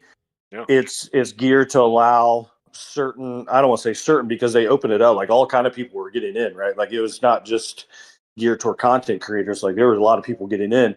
It's to gather that feedback, gather that. I've said it on this podcast, I don't know how many times, gather data. Yeah, right. Absolutely. And so they have learned or are learning from Concord. And this is part of that. Okay. I just want to piggyback. Go on ahead, what Brad. Siege said. I think it's a very important thing. Look, I think a lot of us were like, "Oh shit!" They shat the bed with Concord. Yeah, it wasn't a good game. But I think the important thing is, and when you see good cultures, right, organizations or companies that get it, or that are that have some like logic, or like to say some high level of governance. This what C's is saying. This is that, taking those lessons from these projects that didn't work out and figuring out, okay, this didn't work out. Like, how do we make sure this doesn't happen again? What else could we have done differently? And I think that, if C's is saying like, hey, this is why, one of the reasons why they're doing this, and Bungie's kind of provided some input. Obviously, Bungie, I know some people have issues with Bungie, but look, Bungie's been able to do something that a lot of studios haven't done. Create Halo, and then also off of that, create another major franchise. Yes. In a live service game on the console, by the way, in the form of Destiny. So that's right. You got to give them some. No, credit, Brap. but I think that's Brap. You're important. 100% right in the fact that you remember when Destiny was coming out. They're like, that type of game will never survive on a console, and it did. I remember that. It's a PC game. That's right. It's a PC game. This would never survive here. It's never been done before. So You're not going to listen. Same thing goes for CD Projekt Red. They went through their trials and tribulations. They struck gold with The Witcher 3. Okay, everyone wants to say, "Oh, I love Witcher 1 and 2." I know you did, but it didn't have nearly the amount of praise, accolades, and awards that they had in 3. And then they stuttered a little bit with Cyberpunk, and then we saw how just how amazing Cyberpunk ended up being. I mean, if you've played Cyberpunk now at all on PS5 Pro, or you're playing on PC, I know Death Singer. I think Singer, have you played a little, just a little bit of Cyberpunk? I've already beat it. I've done all the endings. I played it when it released day one because everyone on the consoles had all these major issues. I only had day one, and when the game released, I only had 1 or 2 little issues, and I was like, I could deal with this. And then the modding community got on it ASAP. And by the end of the week, they had frame rate fixes, they had hitching fixes. Like, doesn't matter what you think about PC, the modding community has your back, and they do it for free. Like, Starfield, when it came out, there was no DLSS, right? Right. Modding community put DLSS in.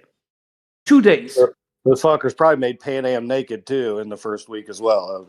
Yeah, definitely, and I definitely downloaded it. I have no shame. So and oh boy, he was. Oh boy, it is what it is. But yeah, I mean, Pan Am was my favorite, romance option because I mean, between the two, it's like, when Pan Am's bent over the car fixing it. Boy. Oh boy! Jesus Christ, we're gonna change your name to Goon Singer. Oh man. Well, at first, Death Singer. Death Singer had put the controller down. He's got people. He's got people drinking early in the show. He's got people drinking early in the show, and now I'm gonna have to change the rating on this to over PG-13. No, but Singer, the reason I went to you with that, besides that outstanding look into your gaming life, is I think Cyberpunk really proves the same thing that we're saying here with Bungie is the same thing that CD Projekt Red.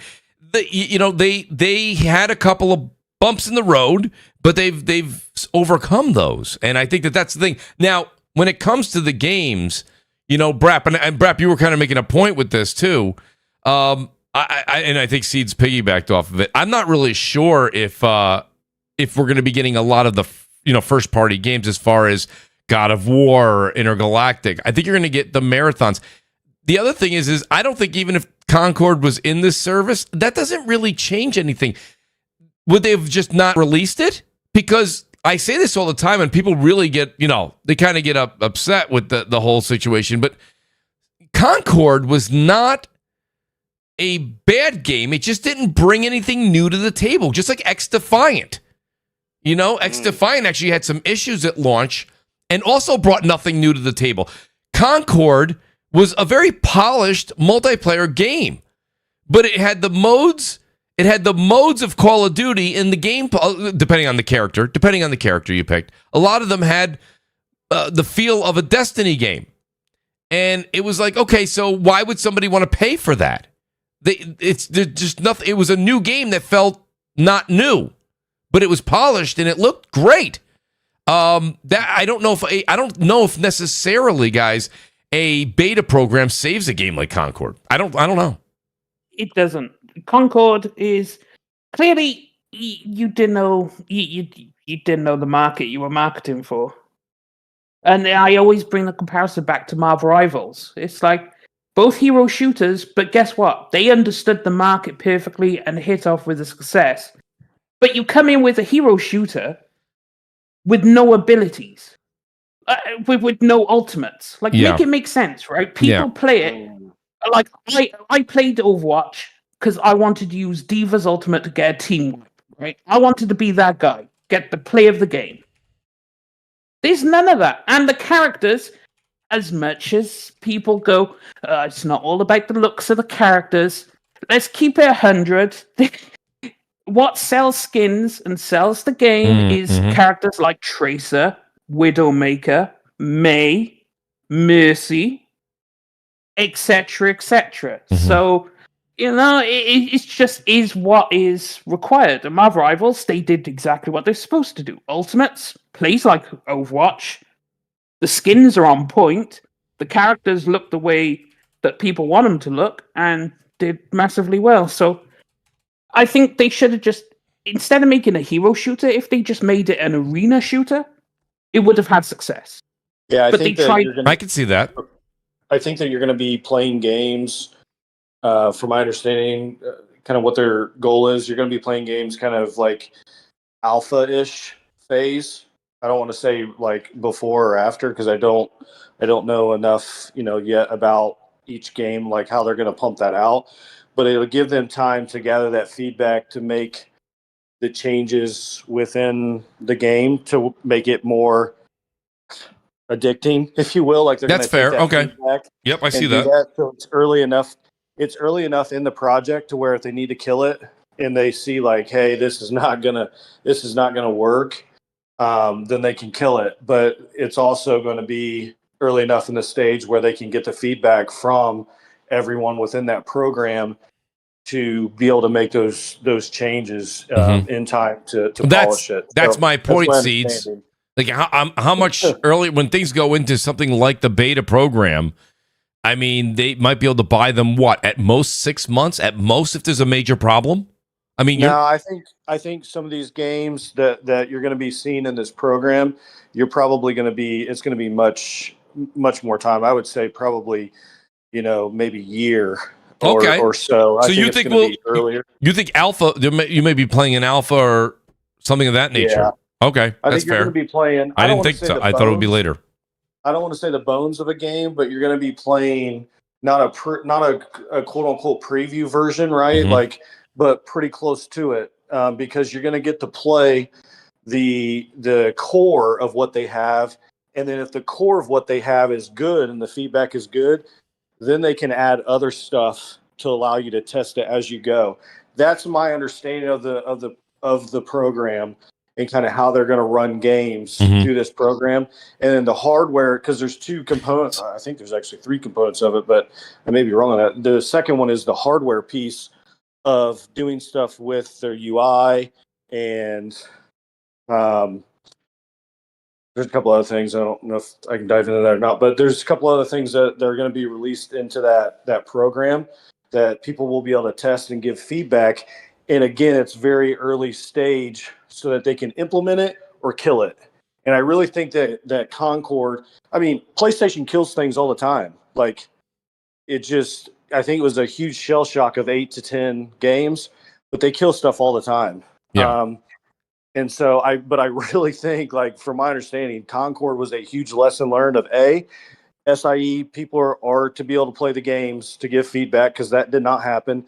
And then B, this program was rolled out to be allowed to engage the community in a way that they can give feedback as well early enough to develop these games where people are going to buy it. And we don't have that catastrophe, if you will, of a situation. Speaking of that catastrophe, it's another topic. And guys, I'm not leaving this topic. You can kind of parlay it if you want, but I did want to bring it up. There's the PlayStation. There's another couple of PlayStation studios that were hit with layoffs, and I believe the main goal of the ones that were let go were the ones that were the art directors. They worked on big titles too, like The Last of Us 2.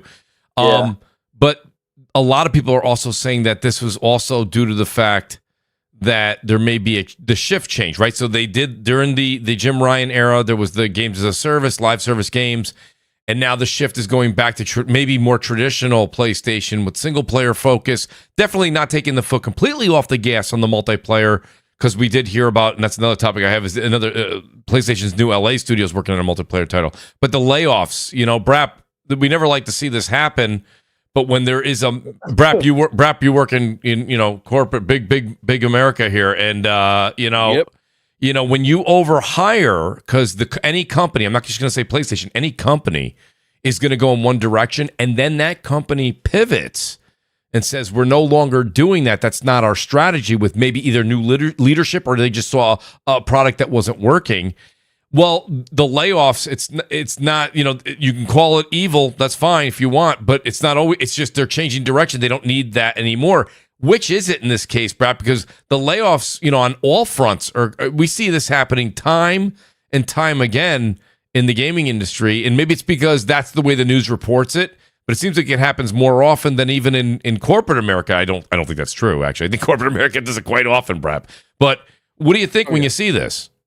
I mean, I'm not surprised given the cancellations of certain games. And look, I mean, when they are, when you're, and this is just software development in general, and very, by the way, software development is very project heavy anyway. And what I mean by project heavy is that you're typically onboarding people that are coming on as contractors, because at some point once you hit certain milestones, or you're getting ready to, or once you hit that release, then some of those people go, right. They're done. And but here, as you mentioned, Mooch, like once companies pivot or they shift in a different direction, often they'll let go of people because they don't need that particular skill set. They're retooling. They're going to look at hiring a different skill set that they need for whatever initiatives or pivot that they're heading to. And so, I did see some people saying Sony's in trouble, and I'm like, nah, this is just a byproduct of them pivoting, projects getting canceled. Yep. It's not. This isn't anything unusual, is what I'm saying. It happens more often than what people realize. This is, Brad, I hate to jump in, but I put out a tweet, I think a day or so ago, that I think there was a total of 15 to 20 people, and I don't want to minimize anyone losing their job, but we knew that this was coming because they brought up, it's their AI implementation that they brought up last year on the call of what they were going to be doing. So this visual arts team that was laid off and let go, they did the internal artwork for PlayStation games. They're now going to be utilizing their AI platform that they have, same as what Microsoft is doing as well, so that they can make this AI, their images quicker and cleaner. So this particular situation wasn't necessarily a reflection of like hiring too many people or bloated. It was that these jobs are literally replaced by AI. This is one of the fears that we talked about a long time ago on the show. We remember, it was funny because there was a time seeds, and you might remember this. I know, BRAP, you were on the show when we talked about this. Everybody was very anti-AI, and it was like this was going to hurt the games industry, and I think now we're starting to see it happen. And, now because of what AI has been capable of doing, and they're seeing in other industries, not the gaming industry, they're seeing what AI is bringing to the table. People have laxed a bit. I feel even online, I don't see the AI hate like I used to. As a matter of, people are using it just for everything. So, like, is that, you know what I mean? Am I reading the room right here? It seems like the AI hate has been laxed a bit, and this is what we were fearing years ago is now coming to fruition. I think there's going to be some more as well coming. Geared around their visual arts guys. I wouldn't be surprised if there's more layoffs AI related. I've seen it in my own company where there is a push for AI, and that push is meant that the people who did certain things are no longer there because their jobs are being replaced by AI. I hate saying that. But it's a thing. It's happening. When you could and I can only speak for my organization. Like, we are doing things to help streamline a lot of functions, a lot of things that we do as a business. And look, those are cost saving moves to the business. They're moves to generate more revenue, to increase, operating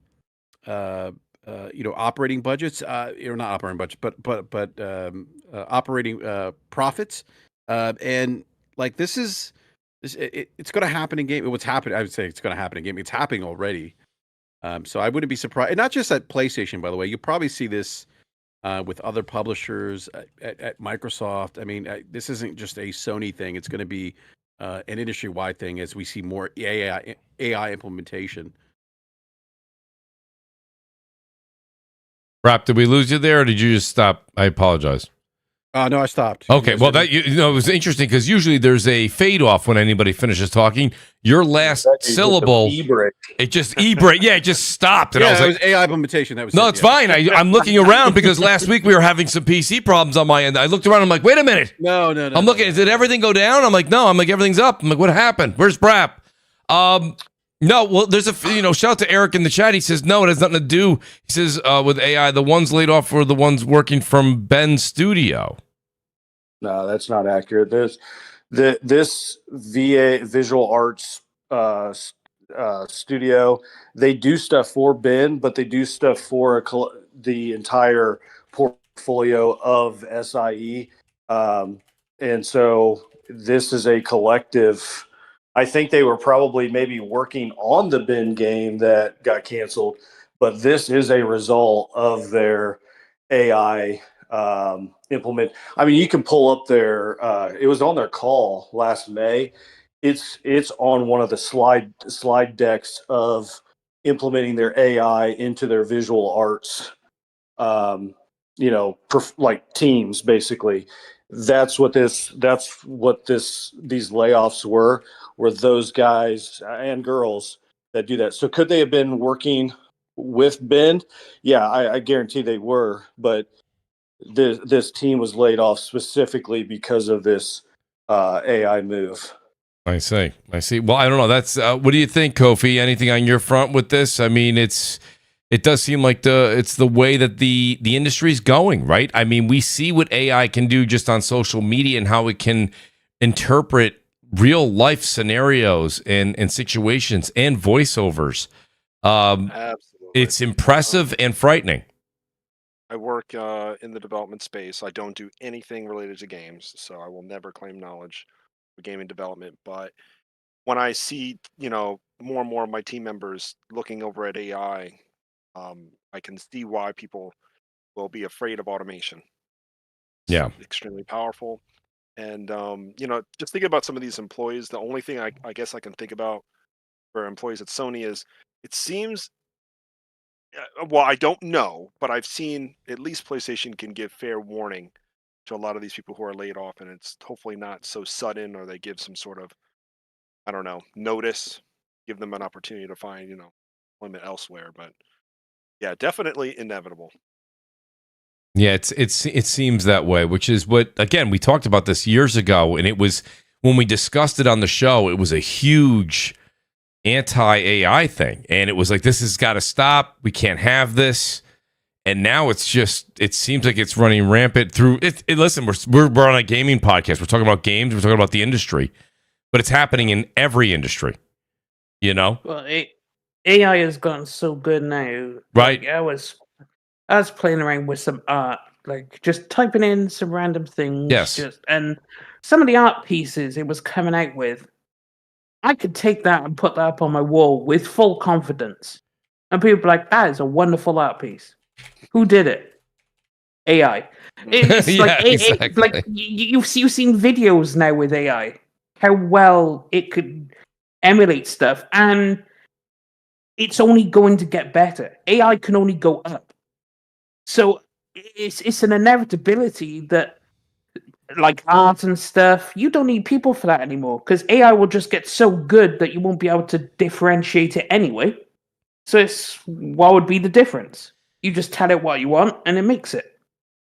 Right. Death Singer, that might be the thing that kills us in 2050. AI. Hey. Oh. Remember to be kind to your Alexa and everything when machines take over. Skynet happens. Yeah, Skynet happens. Look, all jokes aside, Hollywood's been warning us about AI for years. I mean, remember what Morpheus says to Neo? Mm-hmm. That mankind marveled at its own creation of AI, and then what happened? We got turned into batteries. That's right. Exactly. That's right. As long as somebody changes mine whenever it needs to, I'm cool with it, man. Like, oh my god, like give me a new AA every couple days. I'll be cool. To be honest, if they turn me into a battery, but they give me all brand new video games to play, I'll happily sit in that pod and just play video games. That's fine. I'm cool with that. Give me the latest Mass Effect or whatever, and just stick me in the pod and use me as a battery. I'll just be playing my game. I guess if Death Singer ever meets Neo, like Neo's never gonna convince him to leave the Matrix. No, especially if they can give me all the video games. Yeah, I'm good here, Neo. I'm good. So it's interesting. While I have a great mix of different platform gamers here, I do want to bring this up. So Assassin's Creed Shadows is going to start to show off the power of possibly what people were saying what the PS5 Pro was going to do as the specs are released. I'll go over it. I'm trying to figure here as I kind of switch over to topics. I apologize, guys. I'm doing this all with one hand here, and I have a phone with all the notes. So I have the notes here are saying basically I'll read these to you guys. PS5 Pro Performance Mode, 2160p upscaled, 60 FPS, standard ray tracing, PS5 Pro fidelity mode, 2160p upscaled, 30 FPS extended ray tracing, and then there's a PS5 Pro balanced mode, which is going to be 2160p upscaled, 40 FPS extended ray tracing. And I can read those back if anyone wants me to repeat them. But I mean, you sit there and you say, Craig, I'll go to you here, Craig. Craig, the PS5 Pro got a lot of shit, okay? A lot of it. Yeah. And if you want to go ahead and say you still want to give it some slack because of the $700 price tag and the scenario, then that's fine. But in reality, it is starting to come to fruition. I'm seeing significant upgrades in the games I have owned, and now we're going to start to see them coming out this year and utilizing the PS5 Pro. That's pretty. I mean, even Death Singer might even agree that playing at 2160p upscaled 40 FPS with extended ray tracing on balanced is great, or performance mode 2160p upscaled 60 FPS with standard ray tracing. So, Aaron says $800. It's $700. Every time. Aaron, love you to death, buddy. You can't just add $100 because you don't agree. Less than that if you trade in your base PS5. Why? I don't understand. Why do people do that? I don't know. It's like, let's just make shit up. It's not 800, Moochonomics will get you. Like Seeds was just saying in Kofi, you can get this thing for probably now maybe $350, or $400. I mean, it's with a trade in. I've got 2 consoles that I could trade in and get one for free. Not free, but pretty damn close. Right now, if the PS5 Pro was a flop, Xbox games coming over wouldn't be enhanced for the PS5 Pro. That's a great point. Why would they waste it? Why would they waste the time? Yeah. Well, I think the biggest thing that has surprised me is how is the and shout out to Reforged Gaming. He said this thing will be market disruptive, and the third party support. That's the biggest thing that surprised me is that how easy. Mark Cerny, he came out and did a couple of interviews, and he said he wanted to make it easy for them to do it, i.e. don't spend a whole lot of time because, you always talk about time is money. So, the fact that it has these modes in it, if you buy the game, it's just, it's just one more reason to buy your Pro. You don't have to spend thousands of dollars to get a lot of the same things. May not be as good right now, but I think a lot of people need to understand with the upscaling, the AI it uses is that it will get better.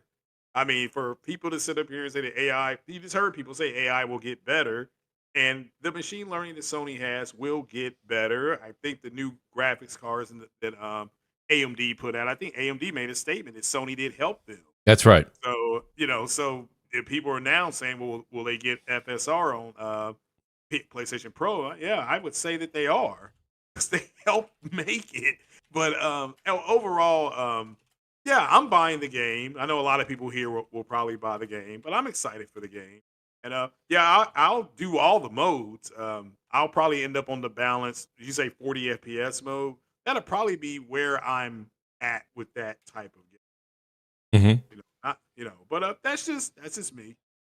Yeah, no, that's fine. It's funny because Aaron, I understand. He's saying, well, if you want a disk drive, it's going to be close to $800. Listen, that's fine, but you got to remember, everyone has short-term memory. I always say that in the gaming community. Can I just answer this? Go ahead, Brad. He's so now what he's doing, he's just trying to obfuscate and it's gonna be I mean, look, here's the deal. You don't have to buy the disk drive. Right. Okay, no one's forcing you to buy it. But here's the thing.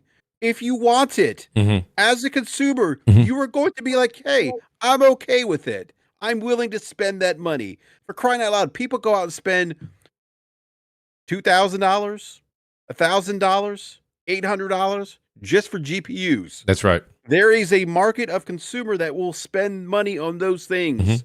Just because it's not for you doesn't mean that no one else wants it. And Aaron, I know you're a big fan because I've had this conversation with Aaron. He's a Nintendo. He went from Xbox to Nintendo Switch. That's fine. But the Switch 2 is probably going to be somewhere, I would assume, $400, and that's going to be 1080p.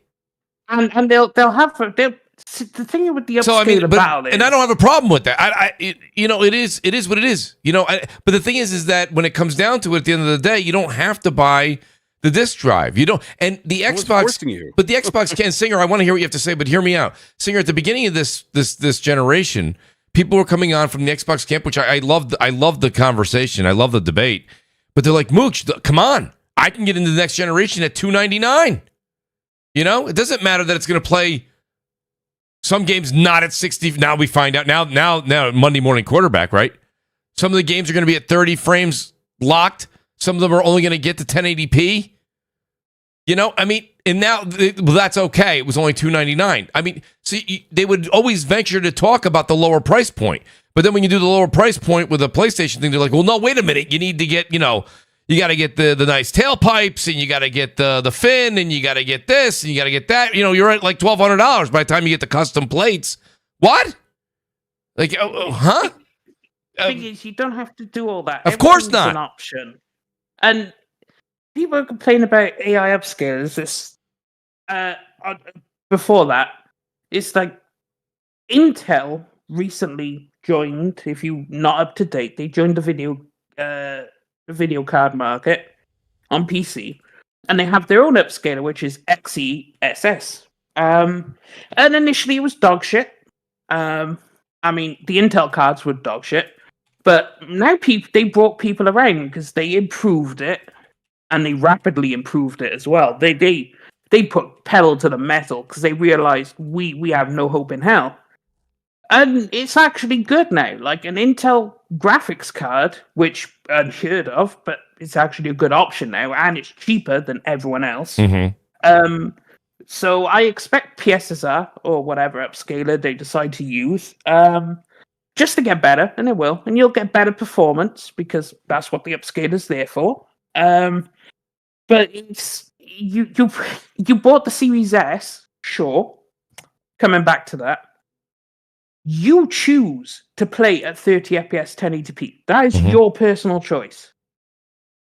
That's right. My personal choice is not to game at 30 FPS and that resolution, right? My choice is 144 at 1440p.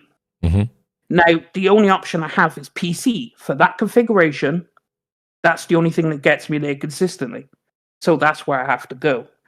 But for console, they've given you all these frame rate options, 60 with ray tracing, with this, with that. So I just don't complain. Just buy what you want to buy. If you want a disk drive, buy a disk drive. If you don't care about physical, Well, thank you. That's buy one. That's I think do you that want to that's stand or not? Who cares? That's a personal choice. Like pocket watch, watching someone's pockets. Mm-hmm. It's like, listen, just worry about your own thing. Deathinger, you're right as far as preference, and that's what these mid-gen refreshes are to just give the enthusiasts an option, right? Exactly. Or some new folks that are coming into the generation late, some options. That's same thing like PC, like you say all the time. And by the way, you should patent the way you say 1440p. It's probably the best way I've ever heard. Oh wow! It is. It's great. It's fantastic. I don't know how can you say 1440p again for the audience? 1440p. Fantastic. Period. Pan Am, love that accent, by the way. Well, come on, Brad. Let's. We just Craig. Didn't we just leave that segment? We just left that part of the show. We're back. We could probably do a whole show on that. Hey, look, I'm part of Team Pan Am, but well, maybe not. Hey, Pan Am is Team Pan Am is the way forward. Hashtag Team Pan Am. Oh man, that was a thing, by the way. He's not even making that up. He's definitely not. Yeah, that was actually a thing. Yeah. No, that's. I just think what go ahead, people Craig. are trying to say is that add on what everybody's saying. It's just like you said, Mooch. It's for the enthusiasts. Mm-hmm. You have the option to buy it, which makes it pro-consumer because as a consumer, you have the option to buy it. Nobody's come to drag you out of the house at 2:00 in the morning and say you have to buy it. That's right. And it's something else I'll add very quickly. A little touch of myself here. If you're broke, just say you're broke. Just say, hey, look, I can't afford it, and I don't like the fact it didn't come with a disk drive. Just if you want one, go ahead and buy one. It's very, very simple to go to the website and click on it. I'm an old man. If I can do it, I'm sure Aaron can do it. It will be delivered to you, and That's right. You can struggle with it. I put mine on live. People were laughing at it because I'm like, well, I don't want to break this thing. And it took me 10 minutes, but I finally was able to get the shell off of it. But just if you're broke, just say you're broke.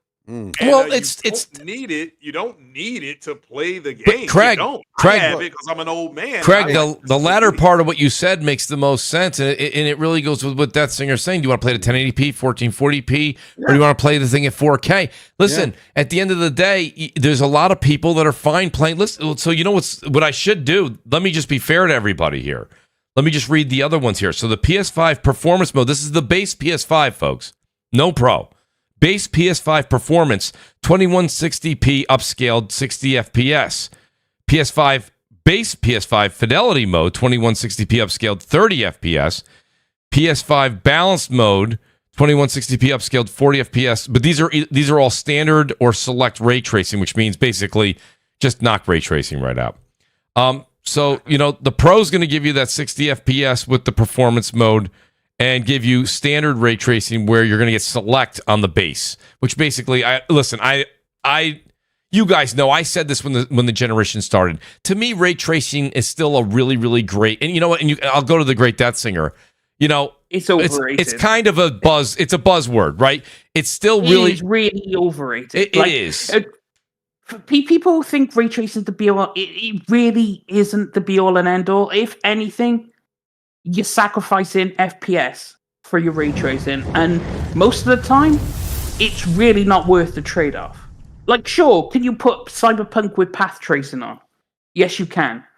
But people I know who have the rigs capable of doing that, they play it for like an hour with that, and then they turn the path tracing off and just play it normally. It's a gimmick. Ray tracing, full-blown ray tracing with all the bells and whistles. Graphics cards still on PC aren't powerful enough to do it.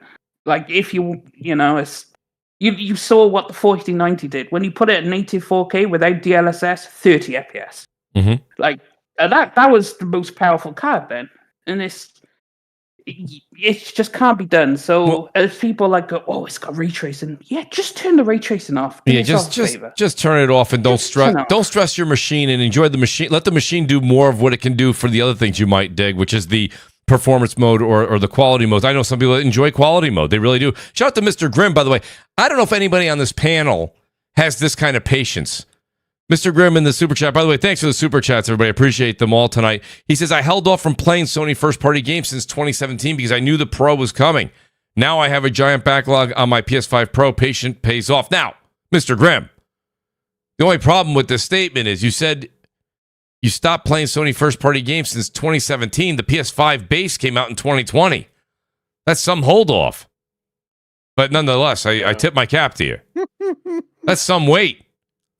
That's like I'm saying, guys, from today on out, I'm done playing Sony first-party games. I know there's a PS7 on the way. I'm out.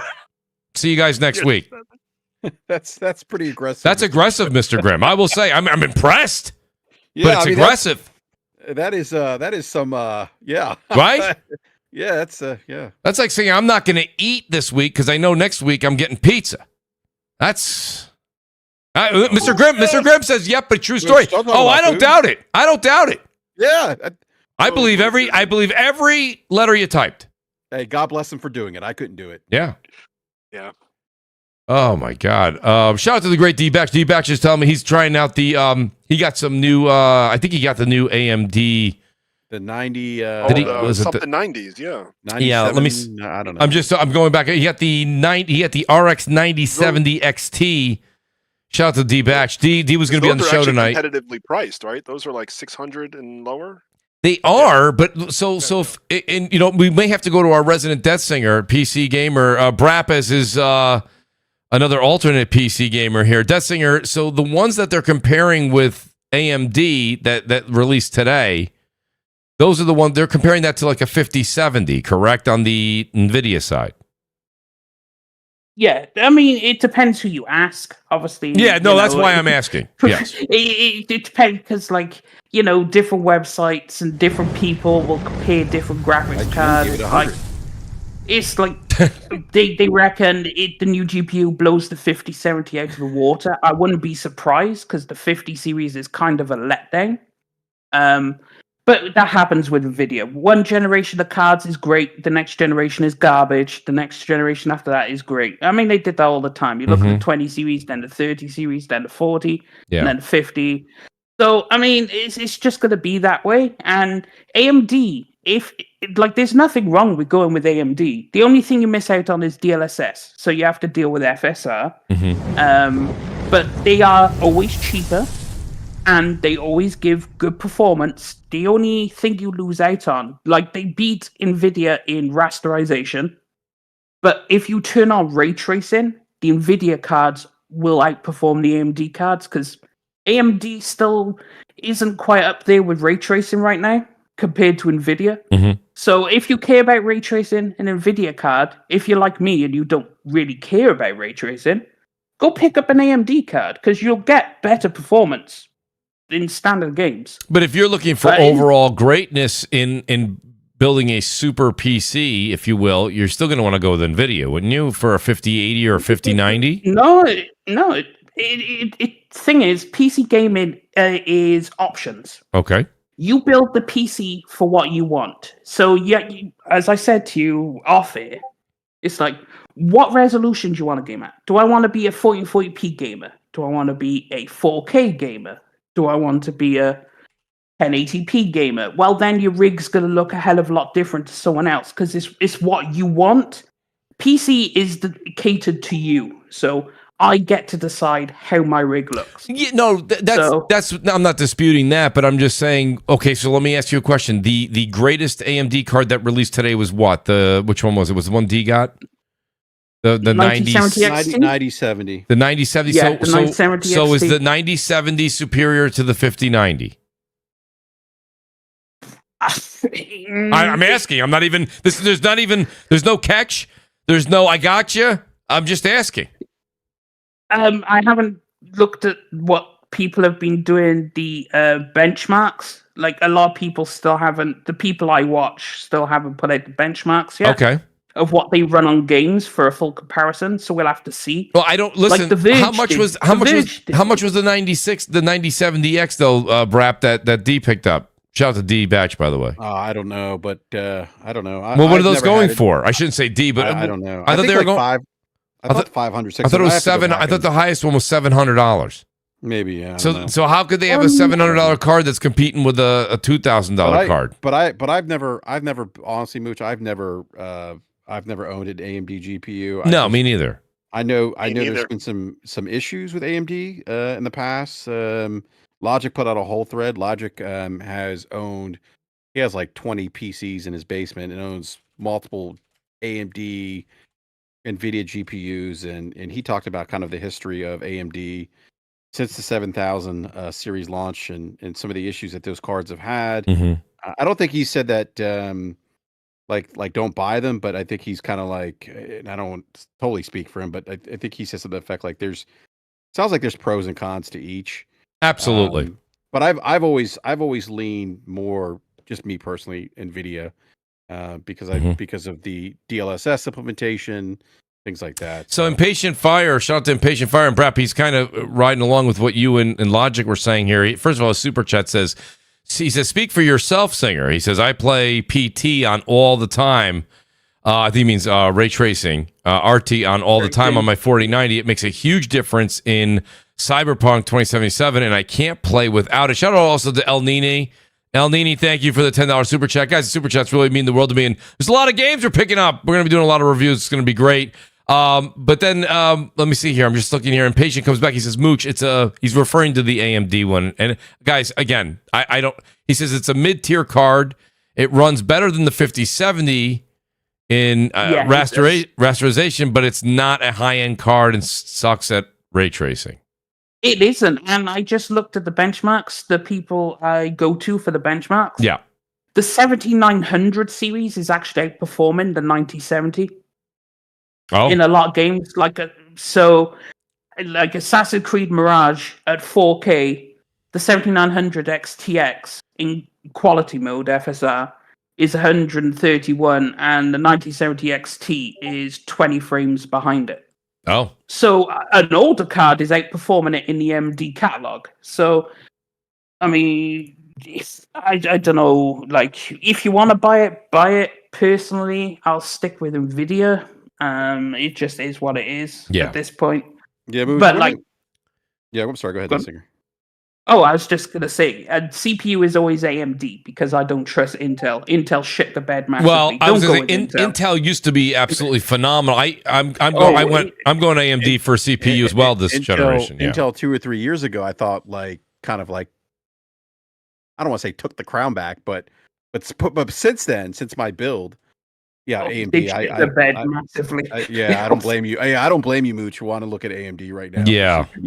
But I think one of the things, one of my takeaways, I think from what Logic said on his Twitter thread here was that, give us some time, like kind of wait a couple months for some of these issues to be ironed out. That's right. Yeah. So I think that's kind of a fair. That's actually great advice.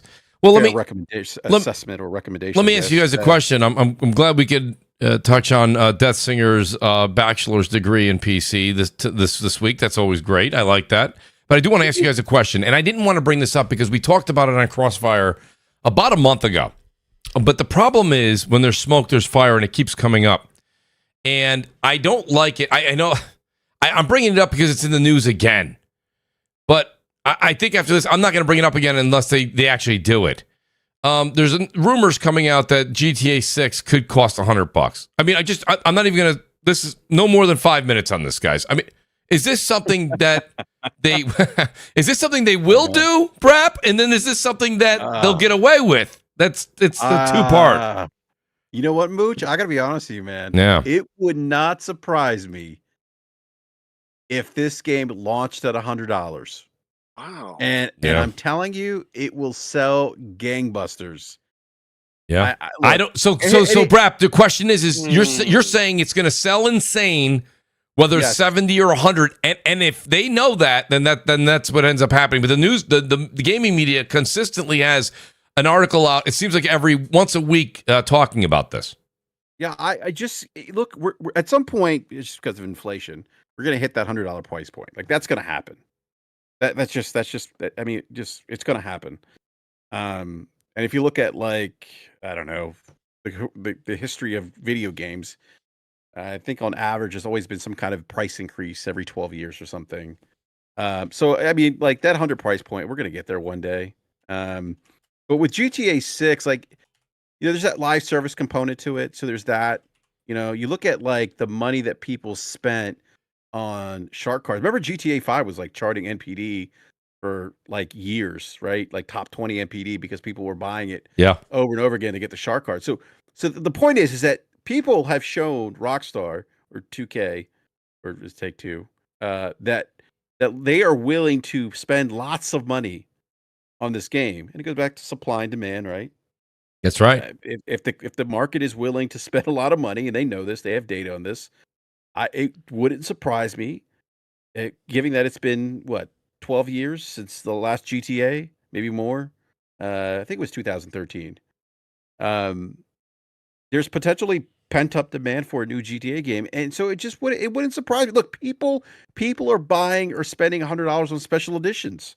The Starfield special edition sold well for Xbox, the early access. The EA Sports Bundle with Madden and NCAA. Yep. Charted NPD. It's not NPD anymore, it's Arcana, but charted. Yeah. It sold very well. So there is a subset of consumer out there that is willing to pay premium dollars for access to games. And yeah, it wouldn't surprise me. Now, I don't think $100 will work with every game.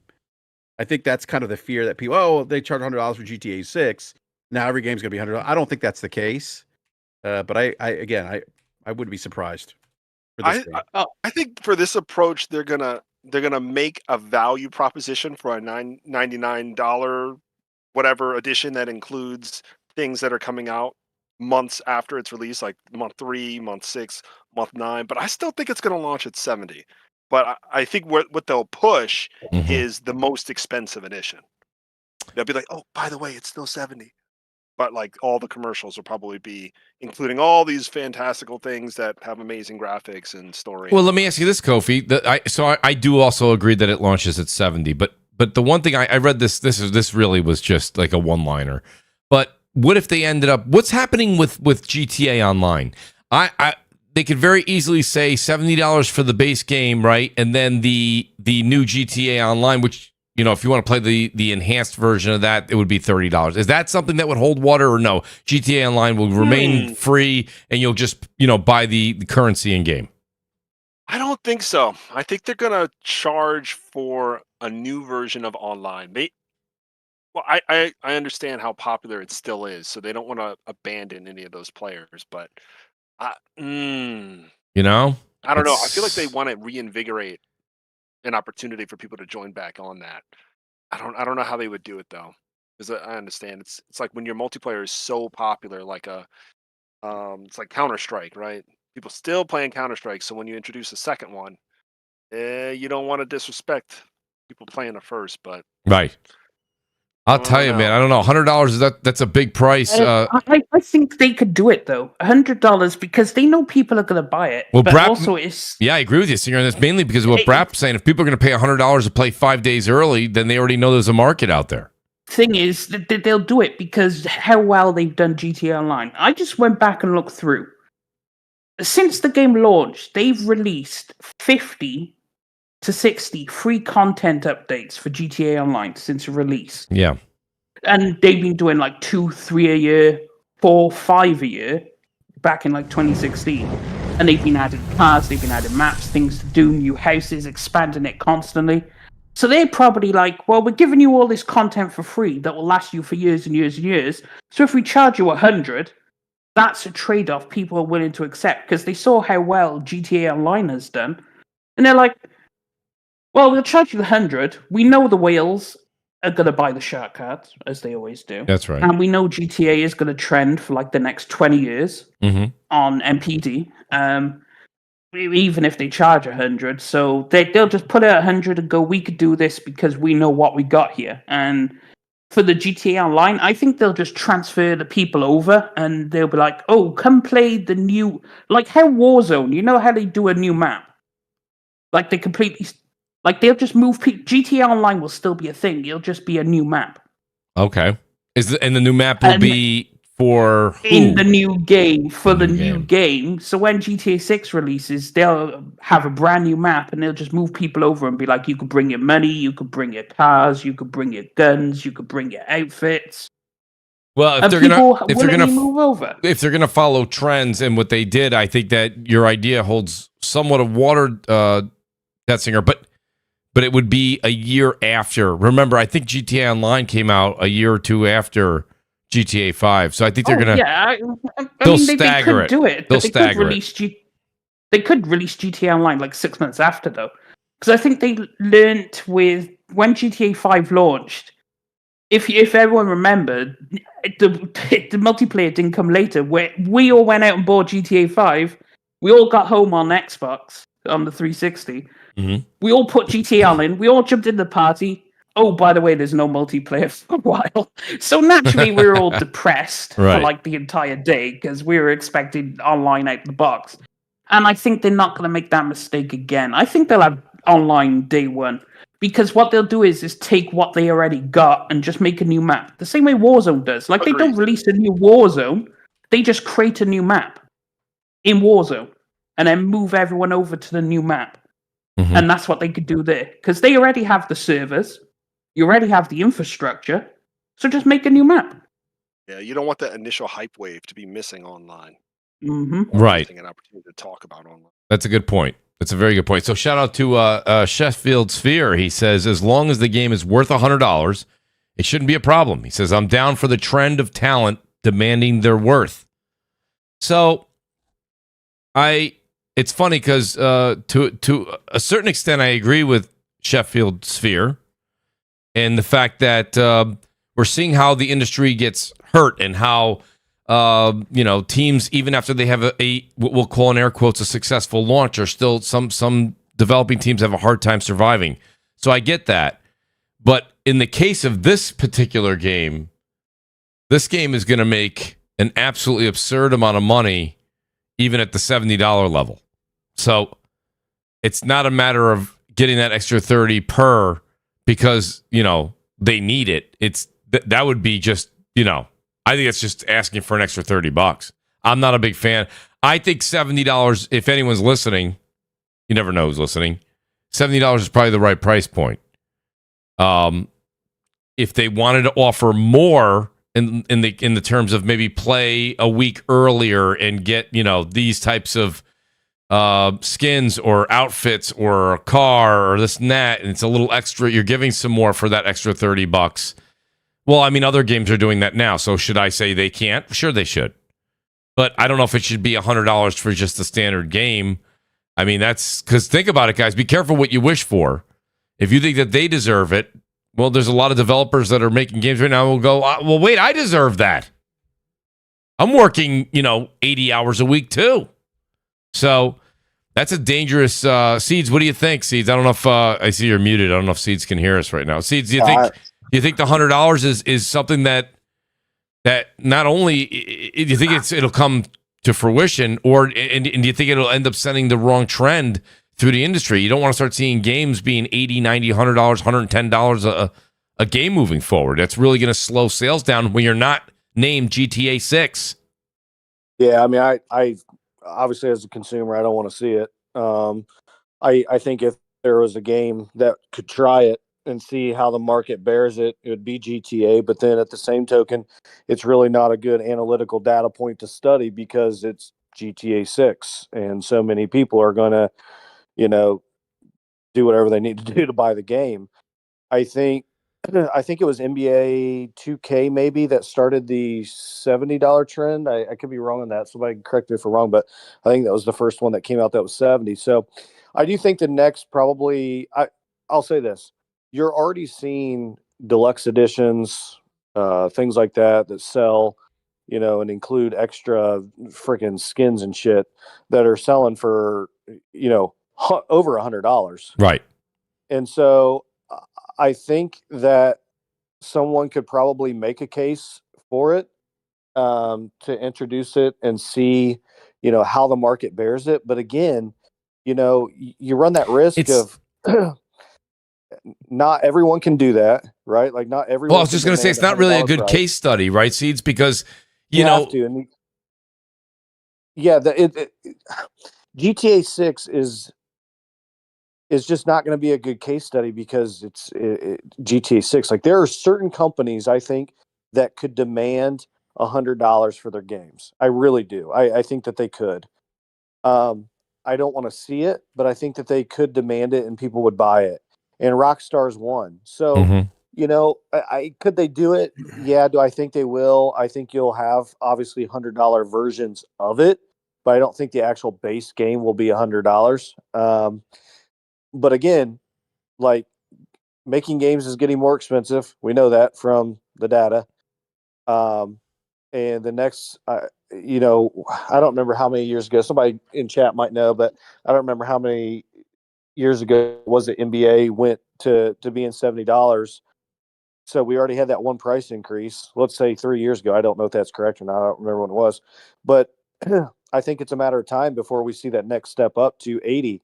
But my fear is you're spending $80 on a game, and some of these games that come out, like, gaming is really good right now, but some of these games come out, they're not polished. They fix it later.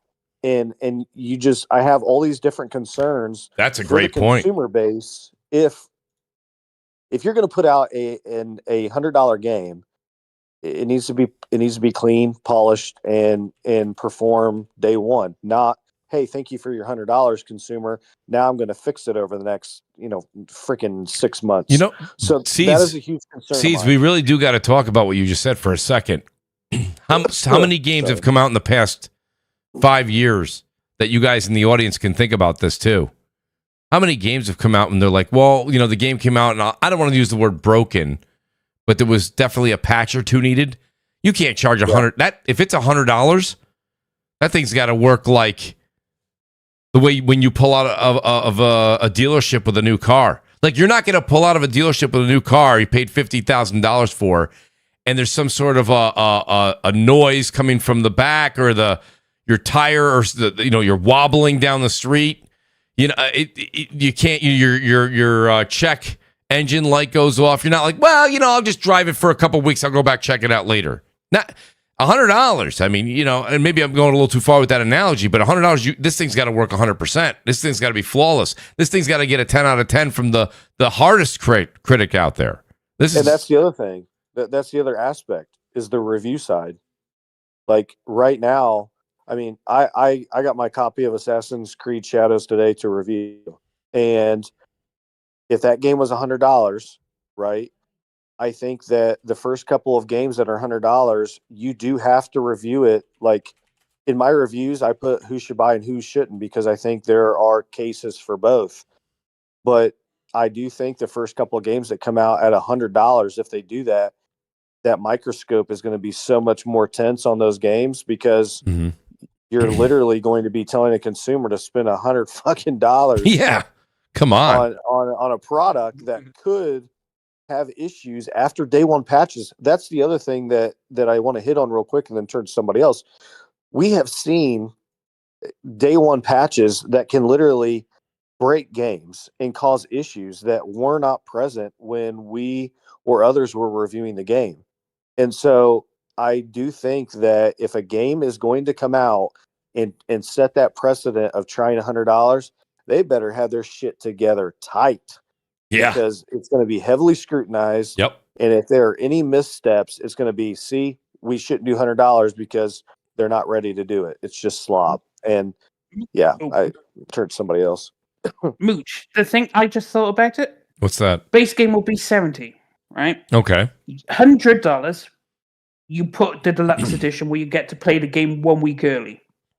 Now you're going to sell millions and millions of copies, because every single streamer, big streamer on Twitch, is going to play that game, and the millions of people who watch them, they're going to get FOMO real fucking quick. Yep. And they're going to go out and buy the $100 edition because they want to play it a week early. They don't want to be waiting like the regulars. They're going to be like, no, not happening. And you're just going to sell millions of the $100 version anyway, because people will refuse to miss out. Absolutely. So that's how they'll get them. They'll be like, yeah, sure, here's the 70 version, but do you really want to watch your friends play them for a week? Do you really want that? Or do you want to join your friends? Well, buy the $100 version. Yeah, and they'll just coax it out of you. Ahead of else. They'll coax it out of you, either for your favorite streamer, or you look on your friends list, everyone's playing GTA 6. You're sat there like, oh, do I really want to wait a week? That's right. And they'll just grab millions off it like that. Listen, everybody loves Moochonomics. I'll tell you right now, guys. Everybody listening in the chat, you 253 people are going to get a special treat right now. It's only March. If your birthday was before March, I'm very sorry that I didn't say this in January. But if your birthday hasn't come up yet, or any holiday where you're supposed to be getting a gift, ask for at least a $50 gift card for GTA 6 on your preferred platform, at least, if not 100. I got to tell you, because you're right, that singer. When it comes down to it, even I see a couple of people in the chat going, "I'll wait." Shout out to Eric R68. He says, "I'll wait." Eric, no, you won't. I don't think so, Eric. I think he sees me on PlayStation, when people are on and you see all your friends playing that game, you're like, you know what? The hell with it. I'm not getting those 3 pizzas next week. Let me tell you something. Two large pizzas with 2 toppings and 24 wings. Listen, guys, in New York, you're just about at GTA 6, $100. In Kentucky, you're probably at about 67, 70 bucks, right? Yeah. You know what I mean? Yeah. So, hey, Mooch, I think it's important to note that the first game that did try that higher price point was a Take-Two title. it was NBA 2K. Yeah. So I think if someone was going to test it, it might be them. It'd be Take-Two. Yeah. Oof. But again, I do want to reiterate, Craig, I'm going to give you the mic in a second. The only thing I want to reiterate with Seeds, because Seeds gave some great examples. Eric goes, Mooch, you're right. I bought GTA 5 like 5 times. So did I, Eric. Don't feel bad. We're all right there with you. But I will say this, even if this was $100, Kofi, even if this thing hits $100, okay? I don't think that my fear isn't that all games are going to go to $100. My fear is that good to great games, and that's subjective. You guys make your subjective. You guys make your own points on that. They'll start charging $80. They're not going to go to $100. Like, let's say the the next Elder Scrolls or the next God of War. They're gonna say, wait a minute, we got a really good game. Maybe it's not GTA 6 popular, but it's really good. I'm going to 80. That's the problem I have with 100. It opens the door. And that's what I don't agree with. But Craig, I took the mic from you. Go ahead. I've been saying for months, I'll toot my own horn, GTA will cost $100.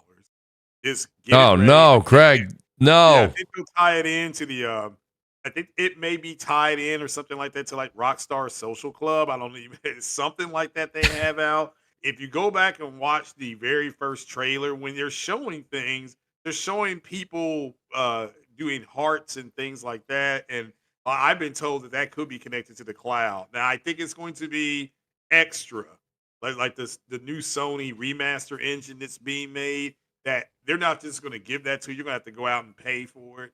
So, yeah, I've been saying for months, you don't care if you have to donate blood, sperm, whatever, you're going to be paying more. And all Rockstar Games will come out and say is that it's worth it.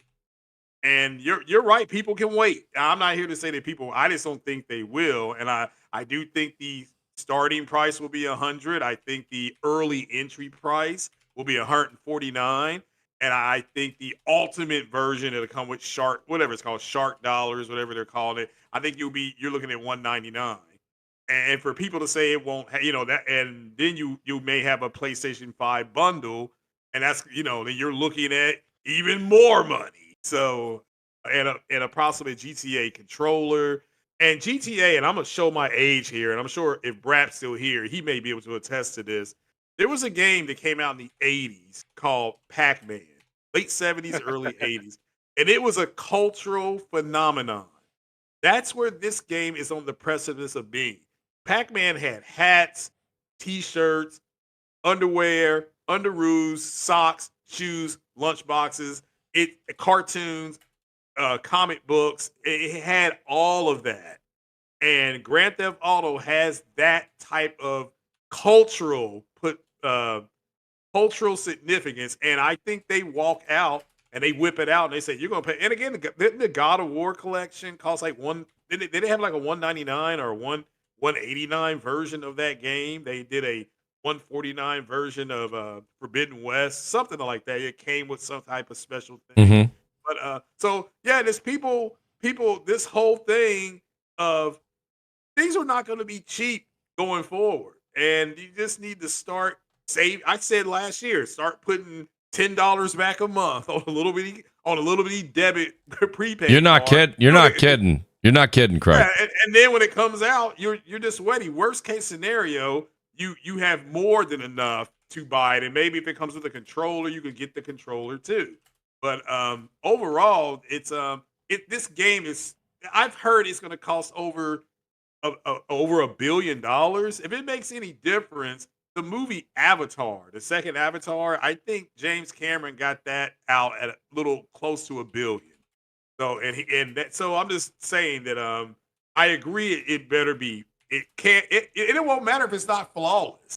It's just going to be such a big cultural phenomenon that people are just going to want to play it. Absolutely. And there's non-people, like non-gamers, you're going to call it that. They're talking about it. So I don't know who said. I've been saying this for. I said this on 60 Frames No Flag during the spring of last year. Mm-hmm. I'm like, you all just better get your money ready. Stop complaining. Stop acting broke. Yeah. This worst, Listen, if you're broke, you don't need to be gaming anyway. You need to get your money up. For $1 billion, them booties better be bouncing in that club when I go. Yeah, well, no one will be. You saw the early. I think people were saying that was a late alpha that they got hacked and then they just let it come out.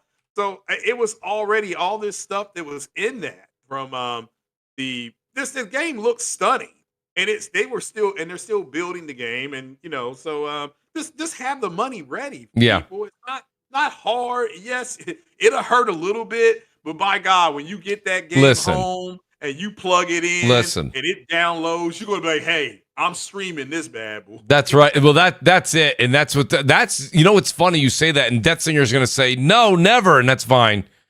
But That's fine. What? what Craig just said, it's going to be FOMO. You know, it's going to be, you're going to see this and you're going to hold out and you're like, oh, I really want to play that game. I want to, and some people like to stream the games they're playing, me being one of them. I'm definitely going to be one of them. Listen, that's here. You could say no. I'm going to say I agree with Craig. Like the minute that game comes out, yeah, we're launching that and I'm boom, Twitch. We're going day, like the second it comes out, bang. I mean, Twitch is going to have a number. They're going to have like a bunch of commas under how many viewers are going to be there. It's going to be unbelievable. It's going to go down. I think, and this is going to be a worldwide phenomenon when this game comes out. It doesn't matter where you're at, New Guinea, Australia, North America, South Korea, everybody is waiting on this game. Henceforth, why the guy that Larian Studios said, yeah, everybody's waiting for Grand Theft Auto to do the $100 because they're going to follow. They'll just follow, and then all the games will be. I think somebody brought up the Madden thing, the Madden and college football bundle. That was like 129 or 119. It was something like that. So there is a market for this, and they are going to drive the market at first. And yeah, you can wait. I'm not telling you not to wait. Right. I agree. FOMO is just going to be. But the thing is, though, shout out. Cultural phenomenon. Go ahead, Singer. Oh, God. Yeah, go ahead. I was gonna say FOMO will definitely add to it, but also like they turned around and was like, okay, so GTA 5 did what 205 million units, right? It's the third best-selling game of all time, right? Yep. So you're gonna turn around and go, right? GTA 6 needs to beat that number Right. because they're not gonna be satisfied with matching it. No. You want to overtake Tetris, like you're gunning for the top, right? That's right. So they will put the price where they think it makes sense because you don't want to do worse than GTA 5. No. So they're gonna crank that bitch out, and I don't think it'll be 100. I think it'll be 70 because they want to top what this has done. They want to see 300 million copies of GTA sold. I don't disagree. I don't, and I want to make that clear. I have just told people, if I was your financial advisor, you better have $100 ready for that game, or your card may not go through. Just put it like that. So just have that ready. Worst case scenario, you don't need it. And it's always better to get to the amusement park with more money than not enough money to get in. So. No, I completely agree, and we do have a. It's going to be very interesting, and Detzinger, I think Detzinger, you have a PS5. I just wonder. No, I don't. Oh, I thought you did pick one up. I apologize, Singer. No. I know. I have no need for one. Thing with GTA is if I get FOMO, I'll pick up a PS5 for that to go for a Pro because I want performance. But thing is, when the game, they need to show me that they could do 60 FPS. If they can't do 60 FPS, I'm gonna wait because 30 FPS is no longer an option. Listen, 30. So I'll say. I'll be honest with you. You know, you're a big fan of 1440p, Detzinger. I could very easily see there being a 1440p 60 frame for the Pro, or maybe I hope there is a. It's people think I'm hating when I say it's gonna. No. I think it's gonna be 30 FPS, but I just try to rationalize how Rockstar games work. And they require a good CPU, and I just don't think it has the muscle to warrant it. Now, if they say we have a 1440p 60 FPS mode, sign me up. I'm in all the way. But if they say, what about 1440p 40 FPS with ray tracing? No. See, it has to be 60. That's what I was going to ask next. I've experienced the 144. I can't go back. I understand. I've been spoiled. I was gonna ask you about the 40 option, and because you're seeing that on certain like even Assassin's Creed Shadows. I believe they have it here at PS5 Pro balanced mode, 2160p upscaled, 40 FPS extended ray tracing. See, now imagine taking balanced mode, making it 1440p, 60 FPS, and you know what?